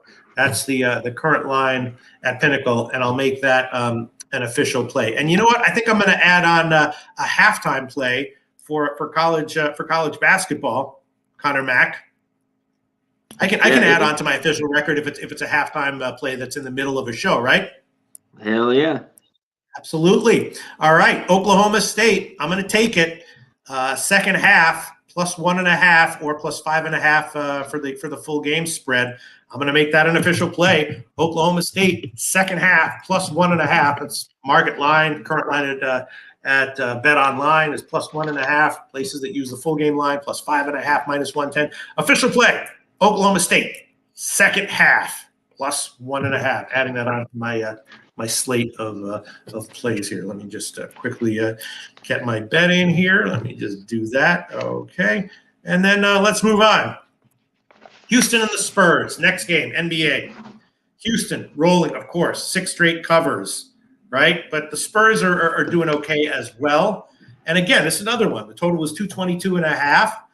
I like the over. And let's see what the line now. The line is now 222. So line has moved down a bit. I think I saw that Houston went up to like 5 or so. Now they're back down to 4. But this is a tough one. I'd be leaning over. Interesting situation and interesting line movement. What do you think, Connor Mack? Yeah, Houston here. Şengün out, obviously. I mean, he's done basically for the year. Now, I cannot back this Rockets team here. No way all the road laying points at all. They've been god-awful. Now, can you take the Spurs? I don't know. Wemby here. I think his props are good in this game if you like it. I was leaning heavy here to the Spurs. It is. I think this is a gettable game for them at home. You talked about it. These teams have gone over, Pete, when they get together. It just seems like there's points. No matter how they're playing, we just get a shit ton of points. It's always been a good matchup, too. The one earlier in the year, Rockets 104-101. Yeah, they won both of them. Those were at home, though, for the Rockets. Yeah, is 4 enough? The Spurs just got, what they lose last night by 8 to the Warriors. Some people I know like them. I can't, maybe go first half, tops it just first quarter. I think that might be a decent look here with the Spurs. They've kind of folded late defensively. But you know what, one thing, Pete, for yesterday, I thought they played well. That 2-game quick homestand they had, they beat the Thunder and the Pacers. Then they go and lose the couple after that and then just drop the Golden State. So I think the spot here, Spurs, just do have the balls. Here, Pete. You think the spot is the Spurs, huh? Yes. But you don't necessarily like the over, or you do a little bit. No. Yeah, I do. I think this is a little too low. I get it with the Rockets, but I lean over. Yeah, this is weird. I'm going to hold off. Total pass for me. Weird game. All right, next game on the card, Boston and Utah. Boston on a back-to-back rolled Portland last night, right? Won and covered their last 2 on the road trip. First 2 on the road trip, they lost straight up in ATS. Utah blown out at Denver last game, covered 3 in a row before that. No real clue here, except I was thinking about the under, 230.5. It's probably moved. No, it's still there, 230.5. I'm thinking about the under in this one. Celtics, Utah. Yeah, I get it. I talk about it all the time. It happened last night, Pete, in that game versus the Blazers. Celtics get 115, 120, hold these teams down to 100, 105, something like that, keeps the game and stays under. I think this is the kind of the letdown. I've been on the Jazz a ton. I haven't been on them much lately. I was on that game, the Bulls, and they just covered. They had a huge fourth quarter, I believe, to cover that game. They come right back and lose. They got blown out at Denver. This Boston's been on this trip here. This 5th straight game on the road? They lose at Cleveland, at Denver. Then they get back-to-back wins at Phoenix and Portland. On a back-to-back, go to Salt Lake City. Give me the +7 on the Jazz here. Maybe the Celtics win this game, but I think the Jazz are in it. This is where I want them here at the house. Yeah. I was thinking about the under as well. What do you think about that? Is that like ill-advised? What do you think? I don't mind it. The one thing is if the Jazz just want to get up and go, and how tired are the Celtics going to be on this back-to-back? And how much are they going to be into the game? Like, they're head on straight. A game. We know how good they are defensively. But maybe this gets out of control. We get some points. You know what I mean? All right, I'll make it official. A bunch of places have 230. Pinnacle has 231. So I'll take the Boston Utah under 231 minus 110. 231 minus 110. Current line of Pinnacle.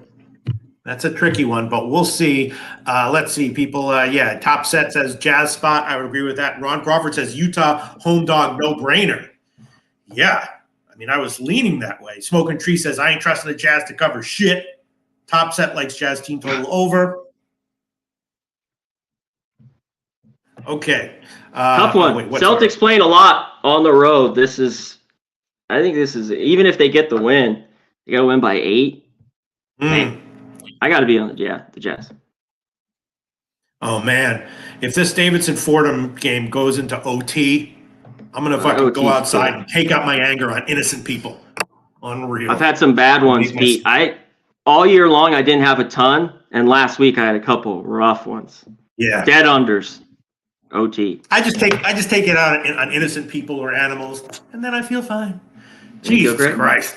No, I'm kidding around. That's a joke. That's a joke. I would never do that. All right, let's move on. Let's move on. Minnesota Clippers, right? Minnesota lost to the Lakers by margin in their last game. Now they've lost 7 out of 8 ATS. Absolutely tanking ATS. Clippers been decent, right? ATS, last bunch of games, a bunch of wins and a bunch of close ATS losses. So, in current form, you would think Clippers minus all those points is the way to go. And my first thought was maybe over the total I saw, which was 215. Still there at 215 and 6.5. I don't know. I guess I'd be leaning over. I don't know. What do you think, Connor Mack? Yeah, has it gotten low enough? Because both these teams, for the most part, full health ago. Pete, I want the under with them. And I'm surprised this is dropped. This is all the weight in this game. We can be pretty quick with Kawhi Leonard and Paul George if they're in or not. They're in. I think you lay it. Minnesota's just going through a rough time. I mean, Edwards is questionable with the ankle. I think he goes. So's Gobert. We all know Karl-Anthony Towns is with him out. It's just been rough. You mentioned they were so good to start the year. I mean, the record's still great, but you mentioned ATS has kind of floundered here the last 10. It's been a struggle, especially the last 7. So those are in. I'd lay it with the Clippers. Okay. I hope you cash. I'm going to pass. And then the last game on the card is Milwaukee at Sacramento. Milwaukee beat the Clippers last game. They've been doing well. Covered 7-9. Sacramento lost as a home fave in their last game straight up. They're off of a couple of margin ATS losses. In general, they've been pretty crappy ATS. And again, Milwaukee Milwaukee opened as a small dog. And now I believe that now they flipped to about a 1-point road favorite. Total hasn't really moved, about 235.5. And I saw someone earlier in the show say they liked Sacramento as like their best play of the day or something like that. Wow. My thought was Milwaukee, but maybe not. What do you think, Connor? Yeah, you're hoping the Kings get over it and actually beat this team because they just haven't. Bucks have just beat them up the last couple of years. 10 straight. Pete. That's why I'm not loving this right now is the total over. Smoke Tree put it in there. These two teams, I know the Bucks, since the coaching change, have been better defensively, have played a couple more unders. But the Kings, they want to get up and down. They're not great defensively. Mm-hmm. I have to take the over. A lot of money's on the over, and it hasn't moved, Pete. And it seems like I got bargained at 235. That's why it's a little bit of a head scratcher. But 10-0 to the over the last 10 they played too. Bucks have all won them, all the over. I had a piece. I'm on the over here. I'm going to stay off the side. I'm leaning under just because of what you said, Connor Mack. Of course. On paper, it screams over. You know what I mean? Maybe this is a up. Yeah, no, exactly. And this is a playoff type game. One thing that's been consistent is the Kings. Seems like they just don't play much defense and they can score. And Bucks don't mind playing that way. Like I mentioned, they've gone to the under a little bit more lately and more defense. And maybe it does. I get the reason, with this, but to me, it's just over a pass. Mike M with another quote. Man, if Mike M and Ron Crawford loving the Jazz, and it just seems so obvious. It's just so hard to bet against Boston, but that's why the line is where it is. We should tail it. We should tail it. We should absolutely tail it. Tail what? I'm sorry? Tail what? Utah. I'm already on it. Are you not listening to the show? Are we doing the same show? No, I know. I am. What the fuck are we talking about? No, me means my syndicate. The syndicate of people that I operate with. Yeah. Okay. Yeah. Yeah, I think I will tail it. BJ loves the Kings. Bad spot for Milwaukee. Andrew G. both play fast. Smoking Tree on the over. Wow, that's really crazy. All right. Well, that does it for NBA. Let's quickly review our picks, Connor Mack. I have only 2 official plays so far. OKC first half team total over 61.5 minus 104, and Boston, Utah under 231 minus 110. But OKC minus 7 is the spreadsheet play of the day. And everyone who's anyone is liking Utah plus a bunch of points against Boston tonight. Connor Mack, review your official plays, please. Yeah. OG's in. Knicks first half, minus 3. I got that, minus 108. Jazz, plus 7, minus 110. Jazz at home. Mm-hmm. I'm on it. And Bucks, Sacramento, over 235. Just a play I had to make. This is like you say, Pete, if it loses, it's just one play. Yeah. It's just one unit. And the 2 leans, Spurs, we talked about, and I just missed the boat on Indiana OKC. I think that game gets over. Yeah, I think so too. And I'll tell you what I will add on here. Where the heck is it? I'm looking for the okay. I don't quite have the balls yet to take Utah plus 7, even though I'm sure that is the right side. But I will add on Boston team total under 118.5 minus 102 is the current line at Pinnacle. Let me see what Heritage can give me. Kind of liking the under here, and I'll add on the Boston team total under. Let me just see what the line is. I'll quote you a line. Yeah, 119.5 minus 119. That's no good. I'll take 118.5 minus 102. Boston team total under 118.5 minus 102 as another official play for me in the NBA. Man, what a great show, Connor Mack. Had a great time. Yeah. Then we're going to be at Pubblepalooza, right, in just 8 days. So we got one more show. Yeah. And then Pubblepalooza. One more show. It's going to be a hell of a fun time, Connor Mack. It's going to be great to see you. Everyone in the comments section, this was all great. Jose Bouquet, you want to pop in here for a second? Jose Bouquet? Jose, where you at? Hey, Jose Bouquet. Okay, maybe not. Is running on autopilot right now. Okay, Jose Bouquet doesn't want to pop in right now. Jose, you there? Oh, there you are, Jose. Yes. I'm sorry. I'm talking to the maintenance man. I apologize. Look at the hair. Look at the hair today. Yeah. Holy awesome. Shit. Yeah, I'm getting a haircut this week, Connor. I'm sorry. Oh, hey, rock it out. Huge fucking shout out to everyone. Mike M, Real Stoney, Corey Coker, Top Set. Is there anything I missed, Connor, Jose Bouquet, in terms of what's going on in the pub sports radio world right now? No, we're racing the horses tomorrow for those people asking, so don't worry. I believe it's just me tomorrow. I have to ask Jimmy again because he's still on vacation, but it might be just myself. Where's he tomorrow. at? So, Niagara Falls, I believe. Oh, okay. Yeah. Oh, I think. Beautiful. I'm not 100% sure. But yeah, no, just everyone knows what's coming up. Pubblepalooza, like you guys have mentioned, 8-10 days away for all you guys who can't wait for that. And just a reminder again, Brooklyn Square Card Parlor this year. Pubblepalooza Poker Tournament. That's what it'll be at. It'll be a lot of fun. $100 buy-in. It'll be great. Saturday night, people will be going to the Spurs game, UFC live streams as well as the bar, and then Sunday, of course, we have the comedy show and all that good stuff. Hell yeah. Well, I'm going to hit this real quick. Yeah. On Real Stoney. He mentioned Utah, third quarter, fourth quarter. That's big here. The Celtics, best team in basketball, first half. ATS 45-18. The worst team first half ATS. Now they're better at home. Are the Jazz 24-40. So I mean, if you like the Celtics, just look early and maybe live get on the Jazz. I just want to throw that out there. Sorry, I'm always thinking these fucking things and it's great. Forget them while we're going. That's what the show is supposed to have, as far as content is concerned. I can provide a little bit, but everyone else is way more tuned into that. What a great freaking show! Everyone was here once again. It was awesome. Mike, and we're gonna see you all in. Wait, Jose, you back, Jose?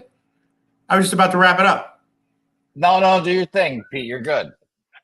Okay, sounds good. Well, I'll have one more show before Pubblepalooza. A whole bunch of shows coming on to Pub Sports Radio the rest of this week. We did it again. Another 3-hour show. We'll see y'all next Tuesday. Thanks, Connor Mack. We'll see you very soon. Ready. Peace.